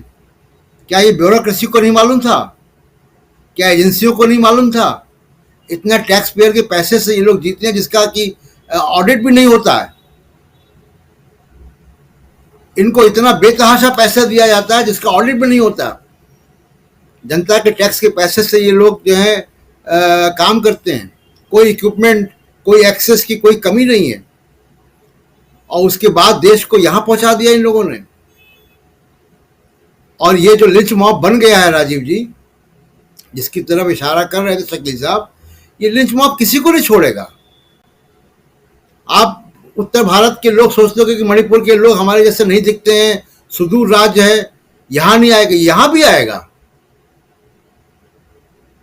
ये लफंगे मोटरसाइकिलों में झंडा लगा के जब निकलते हैं तो ये किसी की माँ बेटी को नहीं छोड़ेंगे, बहन बेटी को नहीं छोड़ेंगे। आप सड़क पर निकल के देख लीजिए कभी भी। बहुत स्थिति जो है चिंताजनक है। और उनको ये मैसेज आज मिला है उनके बॉस की तरफ से कि राजस्थान, छत्तीसगढ़ भी बहुत चिंताजनक हालत है। और पार्लियामेंट की स्थिति यह है कि पार्लियामेंट के पीठासीन अधिकारी भी नेता प्रतिपक्ष को नहीं बोलने दे रहे। तो अगर देश की सर्वोच्च अदालत जो है पार्लियामेंट, वहां का भी ये हाल है तो देश तो मुश्किल स्थिति में है राजीव जी। बहुत सही कह रहे हैं आप। लिंच मॉब जो तैयार हो चुका है, आग अगर लगेगी तो उसके जद में तो आप आएंगे ही आएंगे, चाहे इधर लगे या उधर लगे, आजू में लगे या बाजू में लगे। लेकिन बात यही है कि इससे बचने की कोशिश करने की ज़रूरत है, और वो कैसे हो वो हम समझें। वरिष्ठ आईपीएस ऑफिसर हैं हमारे साथ जुड़े हुए विजय शंकर सिंह जी। आप तमाम घटनाक्रमों को लगातार देख रहे हैं, इस पर हम लोग पहले भी चर्चा कर चुके हैं। मणिपुर का मामला 4 तारीख को एक घटना घटती है, ज़रा आपसे समझना चाहता हूँ। 15 दिन बाद ये खबर पढ़ के जो सामने आई है उसी आधार पे मैं यहाँ रख रहा हूँ। 15 दिन बाद उस पर एफआईआर दर्ज होती है, और एफआईआर के बाद पहुँचते हैं देश के गृह मंत्री। ब्रीफिंग तो हुई होगी उनको भी पता होगा कि हाँ ऐसा ऐसा है। जो वहाँ के मुख्यमंत्री कह रहे हैं कि मुझे पता ही नहीं था, या ऐसी 100 से ज़्यादा घटनाएं हो चुकी हैं या होती रहती हैं। अगर कोई है, अरे ऐसी चीज़ें तो होती रहती हैं। अगर इस हिसाब से, इस अंदाज में कोई बात करे तो आप देश या आप प्रदेश चलाने के काबिल हैं? पहला सवाल तो ये कोई भी जनता पूछे। इस एक भी वोटर ऐसा नहीं होगा जो ये सवाल आपसे न करे। आपसे ज़रा समझना चाहता हूँ, लॉ एंड ऑर्डर को लेकर के भी बातें होती हैं। ऐसे में लॉ एंड ऑर्डर और पॉलिटिक्स, यानी कि जो सरकार है, जो पॉलिटिकल संसदीय उस पर प्रणाली से चुन के आई हुई सरकार है, उनके बीच तालमेल तो होता होगा ना। यहाँ क्या वो तालमेल की कमी दिखाई देती है, या यहाँ गो अहेड वाली स्थिति दिखाई देती है आपको? जरा ये समझूं, क्योंकि आपसे बेहतर और कौन बताएगा। कई बार होता है कि चलो अभी होने दो जी, क्या वैसी स्थिति यहाँ दिखाई देती है या कुछ और दिखाई देता है? जी राजीव जी, सबसे पहले तो प्रशांत जी की बात, इन्होंने बहुत सही तरीके से पुलिस सिस्टम और इंटेलिजेंस सिस्टम की बात की, और इन्होंने जो भी बात कही है उसका मैं 100% समर्थन करता हूँ। कुछ भी उन्होंने ऐसा नहीं कहा जो नियमतः होता नहीं है। दूसरी चीज, 3/4 मई की घटना लोग बता रहे हैं। उस रात एक घटना हुई, एफआईआर 12 दिन बाद या 15 दिन बाद दर्ज हुई। घटना की इत्तला मिलना, सूचना मिलना एक बात है, और एफआईआर दर्ज होना दूसरी बात है। अमूमन होता क्या रहा होगा, जो मैं समझ सकता हूं कि इत्तला सबको हो गई हो। आज वीरेंद्र सिंह ने कह दिया कि ऐसी तो करीब सैकड़ों हमारे एफआईआर कायम हुई है, ऐसी अनेक घटनाएं हुई हैं। इत्तला सबको रही होगी। इरादा ये रहा होगा कि इस स्थिति को थोड़ा सा दबाया जाए। उसका कारण दबाने का ये है कि एक तो वहां डबल इंजन की सरकार है, तो पहला इंजन दूसरे इंजन के खिलाफ कैसे कार्रवाई करेगा। दूसरे, अब अनुच्छेद 355 के अंतर्गत जब मणिपुर की कानून व्यवस्था की स्थिति गृह मंत्रालय के अधीन आ गई है, तो डबल इंजन के पास में दूसरे इंजन के पास कुछ रहा नहीं, पहले इंजन के ही पास है। तो सर्वशक्तिमान अमित शाह जी से कौन कहेगा रहस्यवाद इंफॉर्मेशन पहुंचने की, तो इंटेलिजेंस ब्यूरो एक एक चीज की इंफॉर्मेशन डेली की डेली वो भेजता है, उसमें कहीं कोई रुकावट नहीं होती। वो सरकार के पक्ष ले या न पक्ष ले, भाजपा के सॉफ्ट कॉर्नर रखे या न रखे अलग बात है, लेकिन इंटेलिजेंस ब्यूरो इन सबकी रिपोर्ट देता है और आई चीफ का जो कंसर्निंग अफसर होता है उसको कंपाइल करके गृह मंत्रालय को रिपोर्ट देता है और पीएम को ब्रीफ किया जाता है। उसका काम ही यही है और वो अपना काम बिल्कुल करते हैं, इसमें कहीं कोई रुकावट नहीं है। जब कभी इसके क्लासिफाइड डॉक्यूमेंट खुलेंगे, अभी तो सब गोपनीय है, लेकिन कभी जब क्लासिफाइड डॉक्यूमेंट खुलेंगे, जब इसकी जांच होगी तो सारी चीजें स्पष्ट हो जाएगी। दूसरी चीज, कुकी बनाम मैतेई का विवाद हाईकोर्ट के एक फैसले से शुरू हुआ है। हाईकोर्ट के फैसले के तत्काल बाद शुरू में ही क्यों नहीं ध्यान दे दिया गया? कानून व्यवस्था की एक तासीर ये होती है कि यदि तत्काल दंगे भड़कें और अगर 12 घंटे के अंदर या 24 घंटे के अंदर दंगों पर कंट्रोल नहीं किया गया तो फिर वो दंगे फिर लंबे समय तक चलते हैं, चाहे वो कहीं के भी दंगे हो। क्योंकि मैतेई के अलावा उत्तर प्रदेश में काफी दंगे हम लोगों की नौकरी में होते, अब तो काफी कम हो गए हैं। मुरादाबाद का दंगा, मेरठ का दंगा, कानपुर का दंगा, इलाहाबाद का दंगा, फिरोजाबाद का दंगा, ये महीनों चले हैं। और अमूमन होता क्या रहा है कि शुरुआत हुई है और शुरुआत के दौरान अगर आपने इनको कंट्रोल कर लिया तो ठीक है, अन्यथा फिर ये कंट्रोल में नहीं आते। अब आते हैं प्रधानमंत्री की जानकारी पर। अमेरिका को खबर है, वहां के अखबारों में छप रहा है, वहां के लोग प्रोटेस्ट कर रहे हैं। यहाँ सोशल मीडिया भरा पड़ा है मणिपुर की घटनाओं के बारे में, और 2.5 महीने बाद आज उनकी जुबान खुल रही है तो उसमें छत्तीसगढ़ और राजस्थान भी आ रहा है। ये 100% उनके लोगों को लीच माफ को है। और मैं तो गैर भाजपा सरकार के जो मुख्यमंत्री महोदय होंगे उनसे मैं ये अनुरोध करूंगा आपके माध्यम से कि आप इस एंगल पर भी सतर्क रहें। कल के दिन मणिपुर की घटना को कम दिखाने के लिए ऐसी कोई भी घटना कहीं भी इनके लिंच माफ वाले करा सकते। इन्होंने भाजपा शासित मुख्यमंत्री का नाम क्यों नहीं लिया? उत्तर प्रदेश में हाथरस नहीं हुआ था क्या? मैं समझता हूं कि बड़ी घटना तो आसपास हुई नहीं। अच्छा, अब आते हैं कि इन्होंने मुख्यमंत्रियों के नाम तो लिए, गृह मंत्री का नाम क्यों नहीं लिया? अगर आज इस देश में सबसे ज्वलंत समस्या है कानून व्यवस्था की तो मणिपुर की है, और उसके लिए जिम्मेदार न वीरेंद्र सिंह है, कोई नहीं है। उसके लिए जिम्मेदार सीधे तौर पर गृह मंत्री हैं, और ऐसे मामलों में गृह मंत्री को इस्तीफा दे देना चाहिए। जो इस्तीफा है उनका मंत्रालय बदल दिया जाना चाहिए। लेकिन मैं जितनी आसानी से ये बात आपके सामने रख रहा हूं, इतनी आसानी से ये होने वाली चीज नहीं है, क्योंकि अमित शाह है, ये आप भी जानते हैं, हम भी जानते हैं, और मोदी जी भी जानते हैं, और बीजेपी भी जानती है। अब रविशंकर जी कह रहे हैं कि कांग्रेस या विपक्षी दल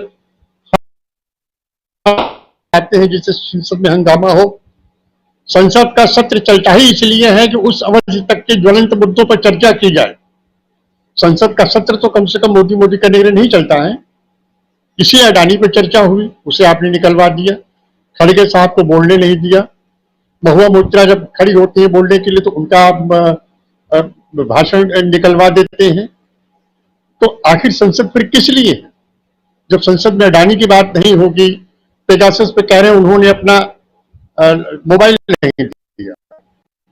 जांच एजेंसी जाने दिया नहीं दिया मुझे नहीं पता, लेकिन सुबह साफ साफ कहा है कि पेगासस में सरकार ने जांच में सहयोग नहीं दिया। और एक पीछे और कहकर मैं बात खत्म करूंगा, वो ये है कि मुझे लगता है कि भारतीय जनता पार्टी या जो थिंक टैंक है ये क्राइम अगेंस्ट वुमेन के मामले में बेहद संवेदनहीन है। आप कुलदीप सेंगर का मामला देख लीजिए, ये अंत समय तक बचाते रहे, जब सर के बल सीबीआई के लोग खड़े हो गए तब जाके सजा मिली। आप चिन्मयानंद का मामला देख लीजिए, ये मुकदमा वापस लेना चाहते हैं लेकिन कोर्ट ने ऐसे नियम बना दिए हैं कि अब वापस लेना मुश्किल है। आप राम रहीम को देख लीजिए, मुश्किल से 3 साल पहले या 4 साल पहले सजा मिली 20 साल की, और उनको 2-2 महीने 1-1 महीने की 7 बार पेरोल मिल चुकी है और आज फिर पेरोल पर आ गए। आप ब्रिजभूषण शरण सिंह पर देख लीजिए, कह रहे हैं प्रधानमंत्री जी की गुनाहगार छोड़ा नहीं जाएगा। गुनाहगार तो आपके साथ संगोल के बगल में खड़ा था जब आप राजदंड लिए हुए थे। ऐसे राजदंड का क्या मतलब? तो मैं कहना है कि क्राइम अगेंस्ट वुमेन को लेके भारतीय जनता पार्टी के नेताओं का नजरिया, मैं अपनी नौकरी के अनुभव से बता रहा हूं कि बेहद जो है परंपरावादी और बेहद जो है जिसे फैनेटिक भी कह सकते हैं या कुछ भी कह सकते हैं, इस रूप में रहा है। आज ब्रजभूषण शरण जी के मामले में दिल्ली पुलिस ने जमानत का विरोध नहीं किया। अगर आप राजीव मेरे मित्र हैं और पुलिस में हैं और मैं अगर किसी मामले में मुलजिम हूं, अदालत में हूं, तो आप मेरे मित्र होने के बावजूद भी आज पुलिस अफसर मेरी जमानत का विरोध करेंगे, बाहर निकल के आप मेरे पक्ष में भले खड़े रहें, अलग बात है, तो वो आपका प्रोफेशनल दायित्व है। लेकिन उन्होंने जमानत का विरोध नहीं किया। क्यों नहीं किया? अब बताइए, जमानत हो गई है, एक तो पहले इतना ढील देके पॉस्को हटवाया, अब जमानत हो गई है। तो मैं ये समझता हूं कि जिस तरह की घटना मणिपुर में हुई है, ये प्रशांत टंडन जी ने बिल्कुल साफ साफ कहा कि ये लिंच मॉब या लिंच गैंग इकट्ठा करने की बात है। और दूसरी, आपकी धारा शुरू से ही विभाजनकारी रही है, विचारधारा। आपने हमेशा बंटवारे की बात की है, चाहे हिंदू मुस्लिम की बात की हो, चाहे सवर्ण दलित की बात की हो, चाहे क्रिश्चियन सिगरेट की बात की हो। अभी एक सज्जन मुझसे कह रहे थे कि वहां पर कुकी जो है ईसाई हैं, 90% जमीनें उनके पास हैं। 90% जमीनें इसलिए हैं कि वो आदिवासी बेल्ट में है।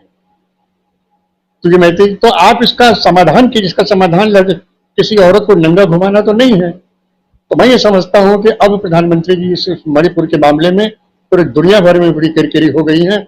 और शायद पहली बार हुआ होगा कि कोई प्रधानमंत्री भारत का विदेश जाए, ऑस्ट्रेलिया जाए, तो वहां उनके खिलाफ बीबीसी की डॉक्यूमेंट्री दिखाई जाए, अमेरिका जाए तो व्हाइट हाउस के सामने इनके खिलाफ ट्रकें घूमे बैनर लगा के, फ्रांस जाए तो यूरोपियन यूनियन जो है इनके मामलों पर डिस्कशन करे। तो ऐसी स्थिति में आप समझ सकते हैं, जिसको ये डंका बजना कहते हैं, कि मूर्खता का डंका बजना कह सकता हूँ। जी बिल्कुल, ये मूर्खता का डंका बज रहा है। लेकिन मणिपुर जल रहा है और यहाँ संसद के अंदर ये बात कही जा रही है, मगर संसद में इस पर चर्चा होगी कि नहीं होगी ये भी देखना होगा। आने वाला वक्त बताएगा कि इस पर चर्चा होती है या नहीं होती है। प्रधानमंत्री ने मणिपुर का मां तो बोला, लेकिन संसद के बाहर, और उसके साथ साथ राजस्थान और छत्तीसगढ़ का नाम भी ले लिया। राजस्थान और छत्तीसगढ़ में चुनाव हैं, इसलिए अब जो बातें यहाँ हो रही हैं, विजय शंकर सिंह जी कह रहे थे, उनसे पहले प्रशांत टंडन जी कह रहे थे, लिंच मॉब तैयार, और धीरे से इशारा कि अगर कोई मणिपुर की बात करे तो आप सवाल दागो राजस्थान पर, आप सवाल दागो छत्तीसगढ़ पर, आप सवाल दागो पश्चिम बंगाल पर।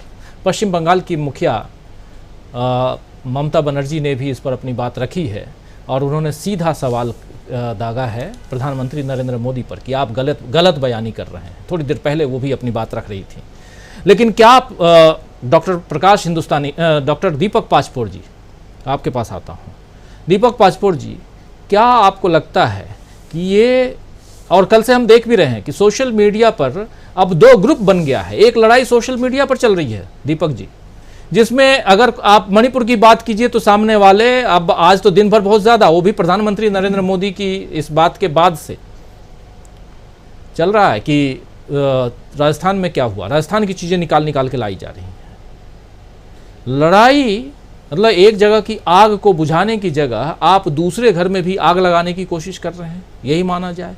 ऐसे में ये देश कहाँ जा रहा है, कैसे शांत हो, क्या किया जाए, ये एक सवाल तो उठता है एक नागरिक होने के नाते। दीपक जी,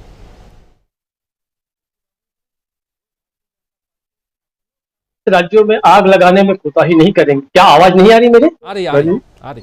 हाँ, जो भारतीय जनता पार्टी अपने राज्य में आग लगाने से पीछे नहीं हटेगी, उसे दूसरे दलों के द्वारा शासित प्रदेशों में आग लगाने की उत्सुकता क्यों नहीं होगी?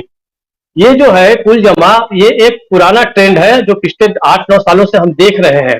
आप जब भी कोई बात कीजिए तो आज से 40 साल पहले, 50 साल पहले, 60 साल पहले की बातें निकालने लग गए हैं। मैं छत्तीसगढ़ में बैठा हूं, मुझे पता है कि यहाँ पर कांग्रेस की सबसे मजबूत सरकार है, सबसे मजबूत। और अगर भारतीय जनता पार्टी को सबसे तगड़ी चुनौती कोई दे रहा है, कांग्रेस का कहीं भी राज्य दे रहा है तो छत्तीसगढ़ दे रहा है, चाहे वो अपने प्रोग्राम्स के जरिए हो, चाहे वो अपनी नीतियों के जरिए हो, या फिर वो संख्या बल पर हो।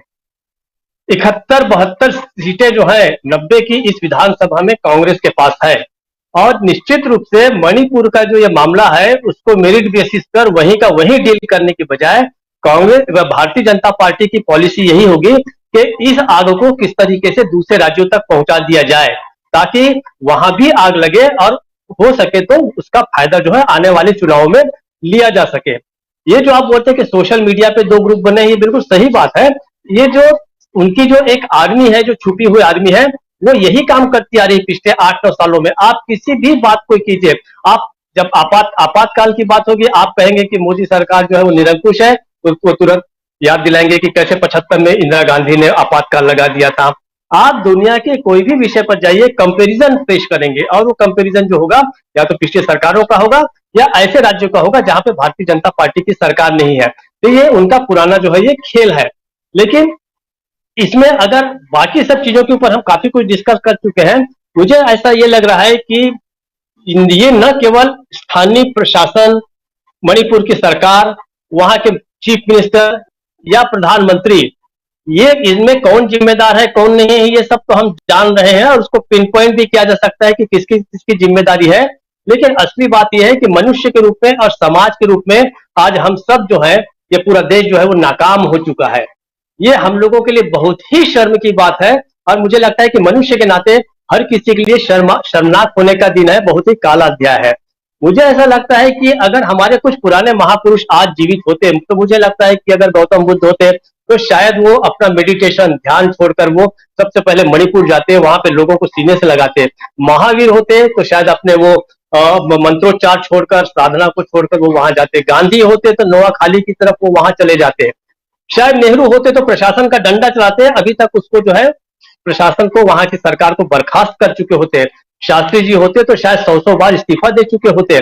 लेकिन इस सरकार के पास कुल जमा संवेदनहीन है और उसे यह पता है कि अगर मुझे सरकार चलानी है, आने वाले समय में भी अपनी सत्ता बचाए रखनी है, तो सबसे अच्छा उसका तरीका यह है कि जनता को भी अपने जैसा ही बना दो, उसे वैसा ही संवेदनहीन बना दो, उसे वैसा ही निष्ठुर बना दो, वैसा ही उसे दलित, अल्पसंख्यक, महिलाओं के खिलाफ खड़ा कर दो। इसलिए आप देखिए कि मोदी को लेके वही लोग विरोध कर रहे हैं जो पहले से मोदी के विरोधी थे। मुझे नहीं लगता कि किसी भी समर्थक की आंख से एक आंसू भी टपका होगा मणिपुर के इस भयानक घटना को लेकर। एक और बात छोटी सी बताऊंगा जिसको हम कह रहे हैं कि ये आग जो है किसी को भी नहीं बख्शेगी। ये बहुत हाल की घटना बता रहा हूं, 11 जुलाई की बात है, हरिद्वार की बात है। उस दौरान मैं भी हाईवे पे ही चल रहा था अपनी हिमाचल प्रदेश यात्रा के दौरान। एक प्रताप सिंह कहकर जा रहे थे रात को और वो हरिद्वार के पास एक ढाबे में रुके। उन्होंने खाना मंगाया और वो कार के अंदर ही खा रहे थे क्योंकि बहुत सारे कांवड़िए जो है वो वहां पर जो है काफी भीड़ भाड़ थी। तो उन्होंने कहा मैं अंदर बैठ के खाना खा लेता हूं। उनके साथ एक दिन के गेस्ट भी थे। दुर्भाग्य से उनकी कार से कोई कांवड़ जो है वो टकरा गया। राजू जी, उनके साथ मारपीट की गई, उसको पलटा दिया गया और वो चिल्लाते रह गए कि भाई मैं भारतीय जनता पार्टी का ही व्यक्ति हूं और मैं आरएसएस का सदस्य हूं। लेकिन लोगों ने नहीं सुनी। ये इतना बड़ा सबक है। जब आल्ट न्यूज ने इसकी तहकीकात की, प्रताप सिंह से बात की, तो उन्होंने बताया कि वे मेरी बात को, भीड़ भाड़ वाले जो लोग थे, कांवड़िए जो थे, मेरी बात को मानने से वो इनकार कर रहे थे और उन्हें लगा कि मैं मुस्लिम ही हूं और बाकायदे उनकी कार को पलटा दिया गया। ये रजिस्टर्ड केस है 11 जुलाई का।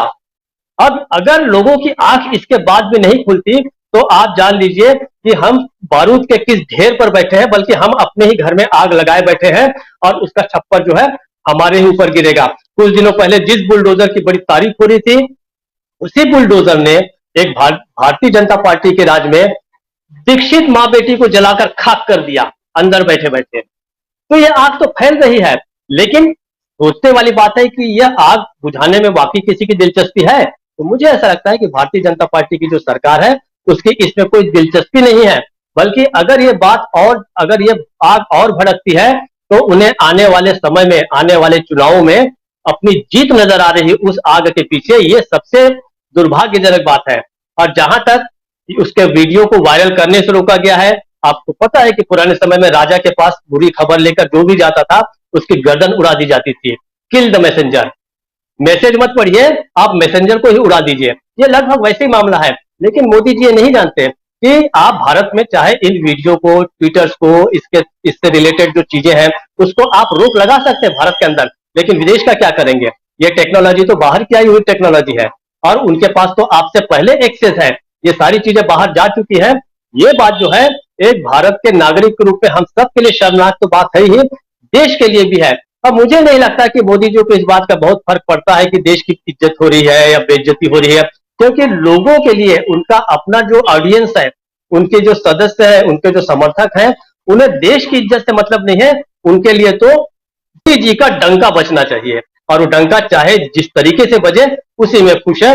ये सबसे ज्यादा दुर्भाग्यजनक बात है, और मुझे लगता है कि हम सबको, सारे नागरिकों को सोचना पड़ेगा कि उन्हें आगे आने वाले समय में कैसा समाज चाहिए। ये बड़ी बात है। सरकार कैसी चाहिए इसमें मेरी दिलचस्पी नहीं है, सरकारें आएंगी चली जाएंगी, लेकिन अगर ऐसा समाज बन गया, उस समाज में किसी भी का भी निरापद रहना मुश्किल है। कोई भी महिला घर से बाहर नहीं निकल सकेगी। ये बहुत आने वाले समय का ये सिनेरियो है राजीव जी, इसकी मुझे आशंका है। जी बिल्कुल बिल्कुल। इस बीच राहुल गांधी ने ट्वीट किया है इसी मसले पर, और सीधा सीधा प्रधानमंत्री नरेंद्र मोदी से सवाल किया है। Prime minister, the issue is not that it's a shame for the country, the issue is the immense pain and trauma inflicted on the women of Manipur. Stop the violence immediately. कह रहे हैं कि प्रधानमंत्री जी, मुद्दा ये नहीं है कि ये देश के लिए शर्म की बात है, मुद्दा है कि मणिपुर की महिलाओं को हुए अथाह दर्द और आघात का। हिंसा तुरंत बंद करो, स्टॉप द वायलेंस इमीडिएटली। प्रधानमंत्री नरेंद्र मोदी को सीधा सीधा, यानी कह सकते हैं कि प्रधानमंत्री नरेंद्र मोदी पर सीधा हमला राहुल गांधी ने इस ट्वीट के जरिए किया है। और सोशल मीडिया पर हम आप सब देख रहे हैं, जैसे अभी बता भी रहे थे डॉक्टर दीपक पाचपोर जी, कि यहाँ दो ग्रुप बन गया है, और एक जो मॉब, लिंच मॉब जिसके बारे में कह रहे थे अभी प्रशांत टंडन जी, ये लिंच मॉब ट्विटर और सोशल मीडिया पर भी दिखाई दे रहा है। लेकिन उसी ट्विटर पर स्टॉप द वायलेंस कह रहे हैं, हिंसा बंद करिए प्रधानमंत्री जी, हिंसा बंद करवाइए प्रधानमंत्री जी। अमलिंदु उपाध्याय जी, यहां पर कांग्रेस सीधा हमला करते हुए क्या कहेंगे? राजीव जी, कांग्रेस का हमला अपनी जगह ठीक है, कांग्रेस को हमला करना भी चाहिए, क्योंकि कांग्रेस एक जिम्मेदार विपक्षी दल है और कल को सरकार में आ सकती है, तो इस सरकार की नाकामियों पर सवाल उठाना उसका कर्तव्य है, उसका अधिकार, दोनों चीजें हैं। तो अपने अधिकार और कर्तव्य दोनों का पालन कर रही है। लेकिन जो चिंता का विषय राजीव जी, वो उससे ज्यादा प्रधानमंत्री का भाषण है आज का। अब वो मीडिया से बात कर रहे हैं कि भाषण है, तो प्रधानमंत्री जाने क्या है। क्या है, आपको ये प्रतिध्वनि नहीं मिलती है प्रधानमंत्री के शब्दों से कि राजस्थान और छत्तीसगढ़ को भी मणिपुर बनाना है? क्या इस तरीके का कोई संदेश निकलता है क्या? यही बात तो अभी विजय शंकर सिंह जी कह रहे थे, बिल्कुल सेम बात कह रहे थे कि राजस्थान और मणिपुर को यहाँ कम से कम अभी सतर्क रहने की ज़रूरत है वहाँ के मुख्यमंत्रियों को।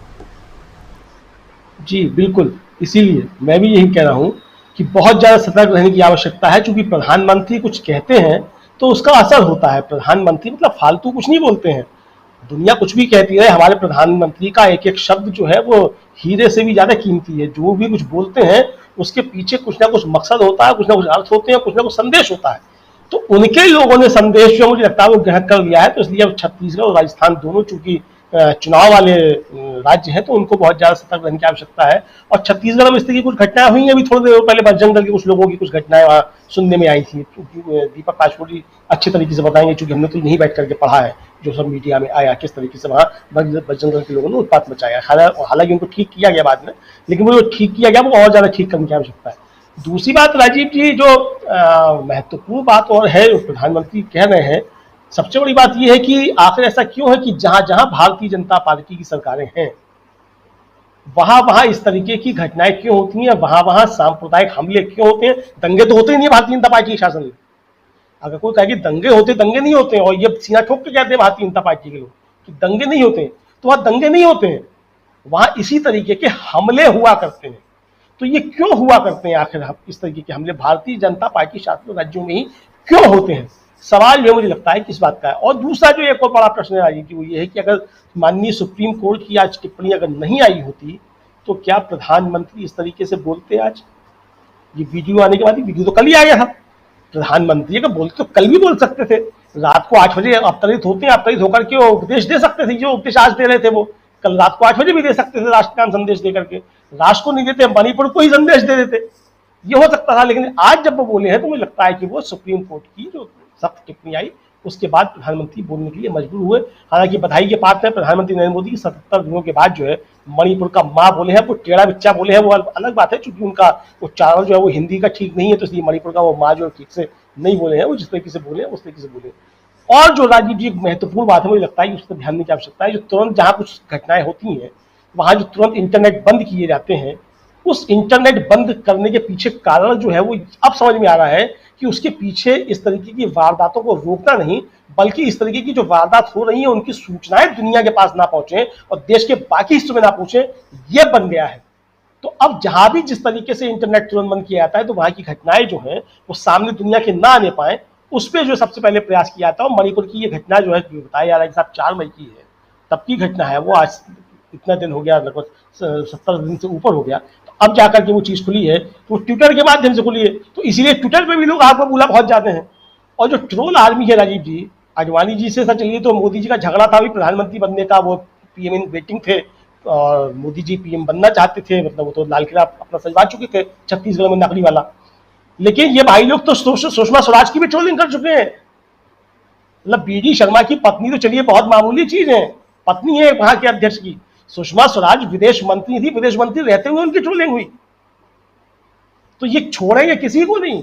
भारतीय जनता पार्टी के लोग भी अगर ये सोचते हो कि जो ज़ॉम्बी जो तैयार किए गए हैं ये किसी को छोड़ देंगे, तो ये छोड़ने वाले किसी को नहीं है। तो बहरहाल राजीव जी, आने वाले दिन जो है बहुत अच्छे नहीं है और देश जो है वो बहुत ही ज्यादा सुरक्षित हाथों में। बिल्कुल बिल्कुल। आना चाहता हूं प्रोफेसर अखिल स्वामी जी, अब जरा रैपिड राउंड शुरू किया जाए, जल्दी जल्दी इस कार्यक्रम को ख़त्म करने की तरफ बढ़ें। और बहुत महत्वपूर्ण, क्योंकि चर्चा, गंभीर चर्चा हम लोग कर रहे हैं और इस गंभीर चर्चा में सबसे बड़ी बात मणिपुर को लेकर के, जब मणिपुर की बात आती है तो सामने अब देखिए 2 पक्ष, राजस्थान और छत्तीसगढ़ का गुणगान करने लगे हैं, गुणगान न कहें तो यहाँ गान करने लगे हैं कह सकते हैं। और यहाँ जो गीत गाया जा रहा है उस गीत में साफ और सीधा दिखाई दे रहा है कि कहीं ना कहीं सियासत है, चुनाव है, जिस पर हम चर्चा पहले भी कर चुके हैं। क्या आप यही देखेंगे? कहा जा रहा है कि जिसका घर शीशे का हो दूसरे के घर पे पत्थर नहीं मारते। क्या तो मणिपुर के बारे में बात करना छोड़ दें? स्वामी जी। देखिए राजीव जी, जो मैं सबसे ज्यादा डर रहा हूं और मुझे जो सबसे डरावना दृश्य जिससे मैं भयभीत हूं वो ये है, जिसकी लाठी उसकी भैंस की कहावत आज चरितार्थ हो रही है हिंदुस्तान में। जहां जो सबल है वो कमजोर को मारेगा। और मैं ये समझ रहा हूं इसकी परिणति कहीं ऐसी ना हो, जिससे मैं बहुत ज्यादा भयभीत हूं, क्योंकि मेरे बच्चे विदेश में रहते हैं और जीवन यापन करते हैं और मेरे देश के 5 करोड़ हिंदू विश्व के दूसरे भागों में जहां मुसलमान और क्रिश्चियन मेजॉरिटी में हैं, मैं भयभीत हूं। क्योंकि अभी तक जब मैं विदेश जाता था तो मेरी इज्जत होती थी कि मैं गांधी और नेहरू का देश का रहने वाला हूं, जहां पे सभी धर्म और जाति संप्रदाय को एक समान समझा जाता है। अब जो ये सूचना उनको मिल रही है, अगर इसकी न्यूटन का 3rd लॉ लागू हो गया, जितना फोर्स लगाएंगे उतना ही फोर्स वापस आएगा, तो मैं इस बात से चिंतित हूं, इस बात से परेशान हूं। अगर ये जिसकी लाठी उसकी भैंस चलेगी तो मेरे बच्चे, मेरे रिश्तेदार, मेरे जो वहां पे हिंदुस्तान के लोग वहां रिपेट्रिएशन का पैसा भेजते हैं और बिलियन ऑफ डॉलर्स वहां से आते हैं और पूरे विश्व उनका सम्मान करता है, ये सम्मान 9 साल के अंदर इतना धूमिल कर दिया गया है। अगर वहां प्रतिक्रिया हुई तो देश इतना संसार होगा, 50 साल तक उससे उबर नहीं पाएगा राजीव जी। मणिपुर की बात न करें इसलिए क्योंकि राजस्थान में भी ऐसी घटना हुई हैं और ऐसी घटनाएं छत्तीसगढ़ में भी। छत्तीसगढ़ में मुझे ध्यान नहीं आता, लेकिन फिर भी इसलिए मणिपुर की बात ना करें। प्रेम कुमार जी, अनम्यूट कर लीजिए। जी जी राजीव जी, देखिए मणिपुर की बात ना करें, ये तो बात नहीं की जा रही थी जब तक कि राहुल गांधी वहां गए नहीं, मणिपुर पर चर्चा हुई ही नहीं। देश ने जाना ही नहीं कि मणिपुर में हो क्या रहा है। जब राहुल गांधी वहां गए, वहां शिविरों में गए, लोगों के आंसू पोंछने का काम किया, उनका दुख दर्द जाना, तब देश को पता चला कि वहां कुछ हुआ है। अब ये जो वीडियो वायरल हुआ, ये वीडियो वायरल होने से एक ऐसी स्थिति बनी कि प्रधानमंत्री जी ने कहा कि देश की इज्जत जा रही है।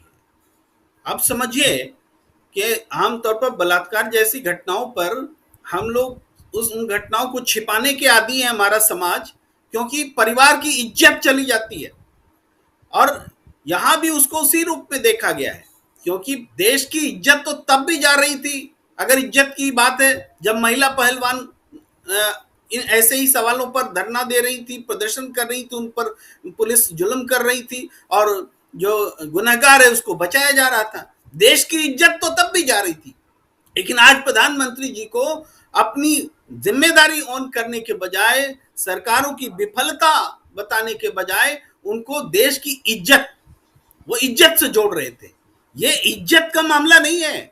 राहुल गांधी का ट्वीट मैंने अभी ढंग से नहीं देखा, लेकिन शायद इसी और उनका इशारा है। ये सिर्फ इज्जत का सवाल भी नहीं है, ये सवाल रेस्पॉन्सिबिलिटी लेने का है, घटना को रोकने का है। आप अपनी विफलता को छिपा रहे हैं, आप घटना को रोकिए। देखिए prime minister, the issue is not that it is a shame for the country. The issue is the immense pain and trauma inflicted on the women in Manipur. ये stop the violence immediately, यही message है, stop the violence immediately.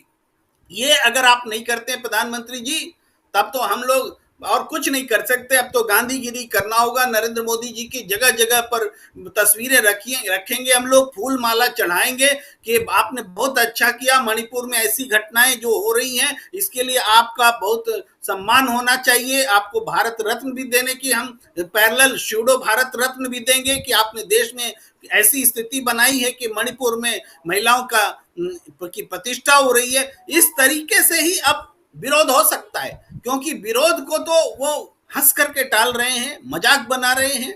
पूरी उनकी troll team है, पूरा television channel कह रहा है कि प्रधानमंत्री जी ने तो बोल दिया, कह दिया कि सख्त सजा दी जाएगी, किसी को बख्शा नहीं जाएगा। बस हो गई बात खत्म हो गई, किसी को बख्शा नहीं जाएगा। हमारी इस चर्चा में आया है कि हर बार बख्शा जाता है, जेल से भी रिहा कर दिया जाता है। जो जिसको जेल जाना चाहिए उसको बाहर में सम्मानित किया जाता है। इसलिए इन बातों की कोई अहमियत नहीं है। वन लाइनर है मैसेज जो राहुल गांधी ने दिया है, स्टॉप द वायलेंस। जी बिल्कुल, हिंसा बंद करो, हिंसा तुरंत बंद कीजिए, stop the violence immediately. Rahul Gandhi का ट्वीट अभी आप लोग देख रहे थे थोड़ी देर पहले। और मणिपुर की जो घटना है वो शर्मनाक है, उसकी जितनी निंदा की जाए वो कम है। लेकिन सवाल यहां यह है कि राजस्थान और छत्तीसगढ़ का नाम लेकर के क्या बताने की कोशिश हो रही है। क्या राजस्थान मणिपुर की तरह अशांत है? क्या राजस्थान जल रहा है? क्या छत्तीसगढ़ जल रहा है? क्या वेस्ट बंगाल जल रहा है? आप बताइए तो सही, क्या ये सारे राज्य जल रहे हैं? प्रशांत टंडन जी, जो बात राजीव जी राहुल गांधी ने अपने ट्वीट में कही है, आखिरी line, stop the violence immediately, Bharat के प्रधानमंत्री ने यह बात नहीं कही है। भारत के प्रधानमंत्री देश भर के नेता हैं, वो अपने आप को तमाम सर्वे से और सबसे ये बार बार कहलवाते भी हैं कि वो दुनिया के सबसे लोकप्रिय प्रधानमंत्री हैं। अगर आप लोकप्रिय हैं वास्तव में, तो आपने मणिपुर में दुनिया भर की बातें की हैं। राजस्थान, छत्तीसगढ़ मुख्यमंत्रियों को निर्देश की नहीं और बख्शा नहीं जाएगा, लेकिन एक शब्द आपने ये नहीं कहा मणिपुर के लोगों से कि हिंसा को त्यागिए, हिंसा को छोड़िए। ये शब्द प्रधानमंत्री के मुंह से नहीं आया। क्यों नहीं आया? उसी वजह से नहीं आया क्योंकि उनका जो मैसेज होता है वो अपने लोगों को होता है। प्रधानमंत्री एक कोडेड भाषा में अपने समर्थकों से बात करते हैं। उनका मैसेज छत्तीसगढ़ और मध्य प्रदेश के लिए था, राजस्थान के लिए। मध्य प्रदेश में तो उन्हीं की सरकार है। लेकिन सब दूसरी बात राजीव जी ये है कि अभी परसों बेंगलोर में सारे विपक्षी दल एक आए और बैठक हुई, प्रेस कॉन्फ्रेंस हुई, नाम उसका बन गया इंडिया। अब विपक्षी जो दल हैं, जिनकी 11 जगह सरकारें भी हैं, जिसमें तमाम सारे मास लीडर्स हैं, ममता बनर्जी से लेकर स्टालिन और उद्धव ठाकरे, शरद पवार, राहुल गांधी, सोनिया गांधी, नीतीश कुमार, लालू प्रसाद यादव, अरविंद केजरीवाल, इस गठबंधन में अब इस गठबंधन को कम से कम मणिपुर को लेकर एक्टिव हो जाना चाहिए। अपने कार्यकर्ताओं को, अपने जो सोशल मीडिया के विंग्स हैं इनके, और जमीनी कार्यकर्ताओं को, नेताओं को, ये अब सचेत हो जाना चाहिए। देखिए 2024 का इलेक्शन 2024 में नहीं लड़ा जाएगा। 2024 का इलेक्शन कल सुबह से लड़ा जाएगा, आज अभी इसी वक्त से लड़ा जाएगा। तो अब इस गठबंधन को की मशीन को काम करना शुरू कर देना चाहिए कि तुरंत, और इसकी स्ट्रेंथ है, बहुत बड़ी स्ट्रेंथ है, 11 जगह सरकारें हैं, तमाम नेता हैं इनके पास। तो और उसका बड़ा भारी एक छात्र विंग है, यूथ विंग है, ट्रेड यूनियंस हैं, वामपंथी पार्टियां वहां पे हैं, येचूरी और डी राजा दोनों बैठे हुए थे, बहुत सारी इनके पास ट्रेड यूनियंस हैं, किसान यूनियन है। अब इस देश के विपक्ष को कमर कस लेनी चाहिए कि यहीं से कल सुबह से मणिपुर को लेकर एक अभियान छेड़ना चाहिए, क्योंकि प्रधानमंत्री ने जिस तरीके की भाषा का इस्तेमाल किया है वो अलार्म बेल है और उसको समझना चाहिए। राजीव जी। बिल्कुल, डॉक्टर प्रकाश हिंदुस्तानी जी के पास आना चाहता हूं। प्रकाश जी, क्या ये अलार्म बेल जो प्रधानमंत्री नरेंद्र मोदी की भाषा है और उधर राहुल गांधी का ट्वीट, किस रूप में इसको देखा जाए? क्या अब पूरी की पूरी, शायद प्रकाश जी हैं, नहीं है शायद, लेकिन इधर शकील अख्तर जी आपके पास आता हूं।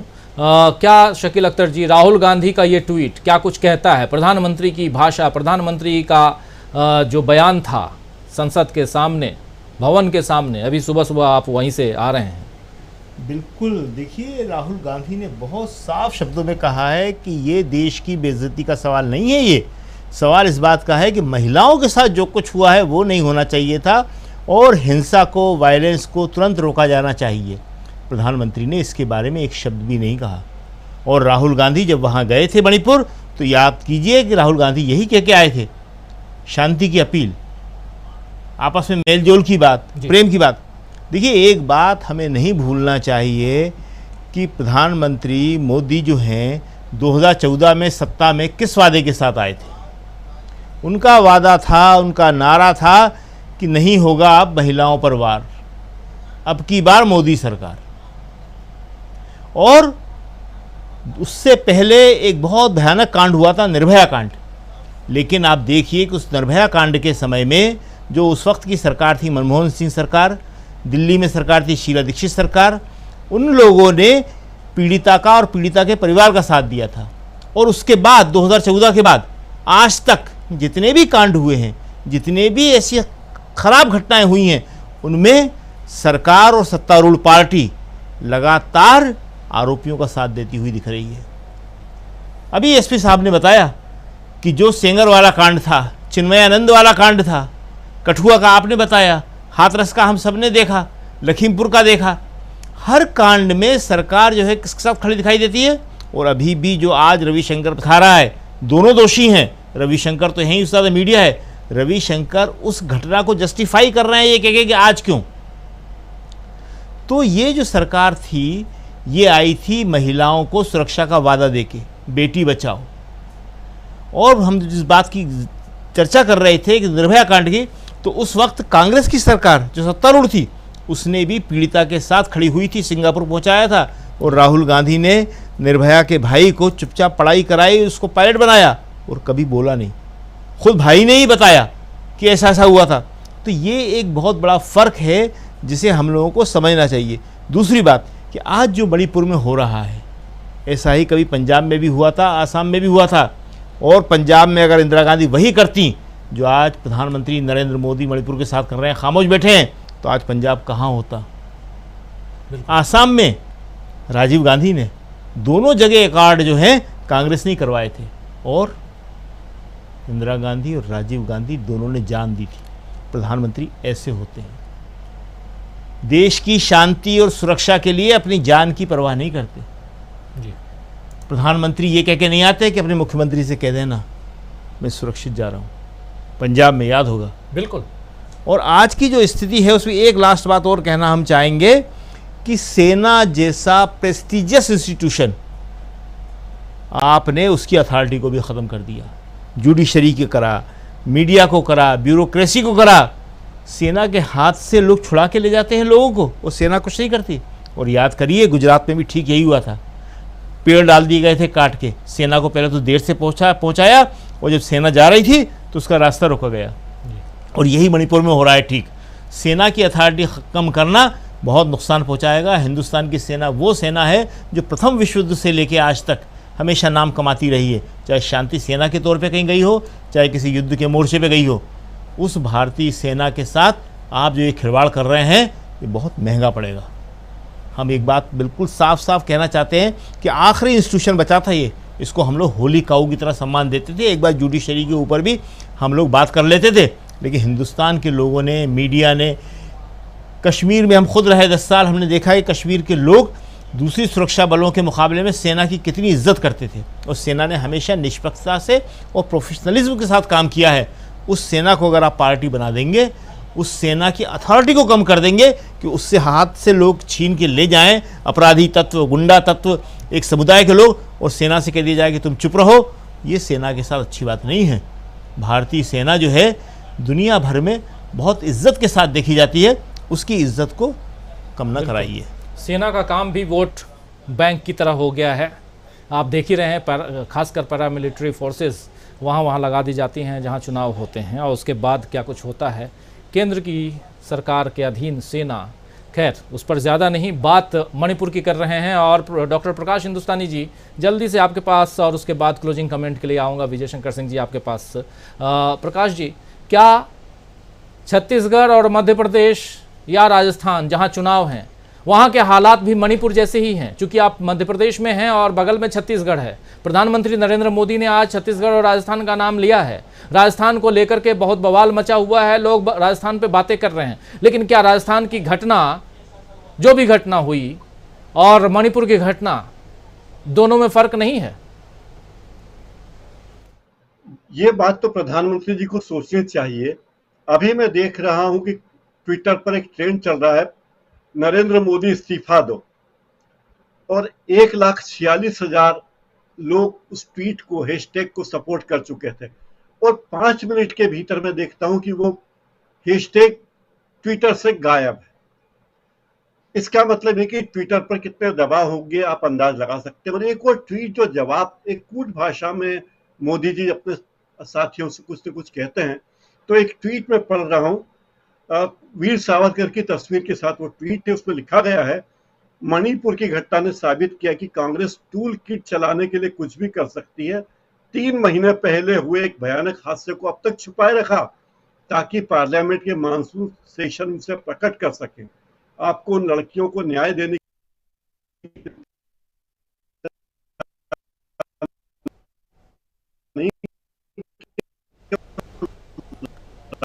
प्रकाश जी का वीडियो डिस्कनेक्ट, मतलब प्रकाश जी शायद डिस्कनेक्ट हो गए हैं, लेकिन बहुत इंपॉर्टेंट महत्वपूर्ण बात कर रहे थे। आते हैं, दोबारा जोड़ लेंगे, लेकिन सिंह साहब आपके पास आना चाहता हूं।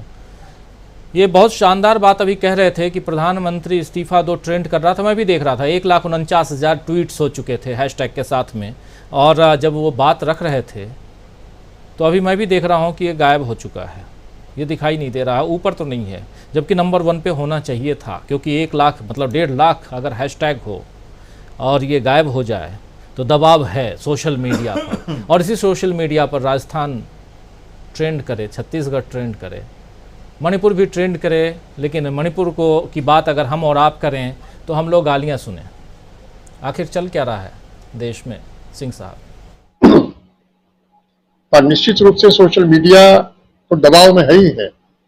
फेसबुक पर मैं हूँ और ट्विटर पर भी हूँ। फेसबुक पर हम देखते हैं हमारे बहुत से मित्रों को केवल भाजपा के खिलाफ बोलने पर ही उनकी रीच कम कर दी गई है, उन्हें रिस्ट्रिक्ट कर दिया गया है। ये कोई नई बात नहीं है। आप याद करिए, प्रधानमंत्री जब पहली अपने फर्स्ट टर्म में जब अमेरिका गए तो फेसबुक के चीफ से मिल के आए। कोई नहीं मिलने जाता फेसबुक के चीफ से या किसी और चीफ से, लेकिन ये मिल के आए। इस बार ये ट्विटर के चीफ से मिल के आए। क्यों मिल के आ रहे हैं? जाहिर एजेंडा वहां पर, हमें उस पर नहीं बात करनी, हमें उस पर ये बात करनी है। बिल्कुल इनकी इस बात को गंभीरता से लेना है कि छत्तीसगढ़ और राजस्थान ये दोनों ही इस साल चुनाव में जाने वाले राज्य हैं। ऐसी जगहों पर ये कोई ना कोई ऐसी घटना कराने की कोशिश करेंगे। वो घटना विशेषकर हिंदू मुस्लिम घटना होगी, वो घटना सांप्रदायिक दृष्टिकोण से होगी।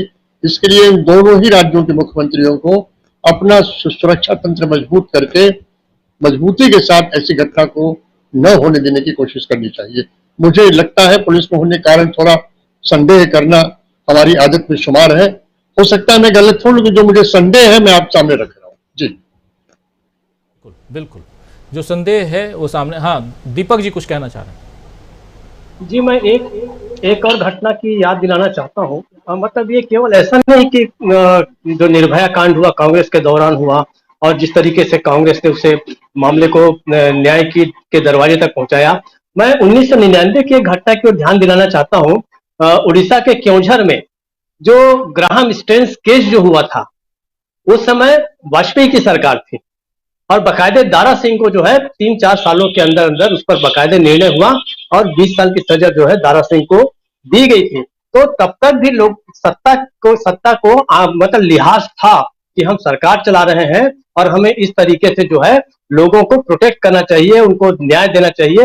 ये तब तक भी थोड़ी बहुत भावना बची थी। तो ग्राहम स्टेन्स का जो केस है वो तो भारतीय जनता पार्टी के प्रधानमंत्री जो थे उस समय की बात है। ये केवल मैं आप लोग के ध्यान में लाना चाहता हूँ, ये भी एक एज ए रेफरेंस के रूप में।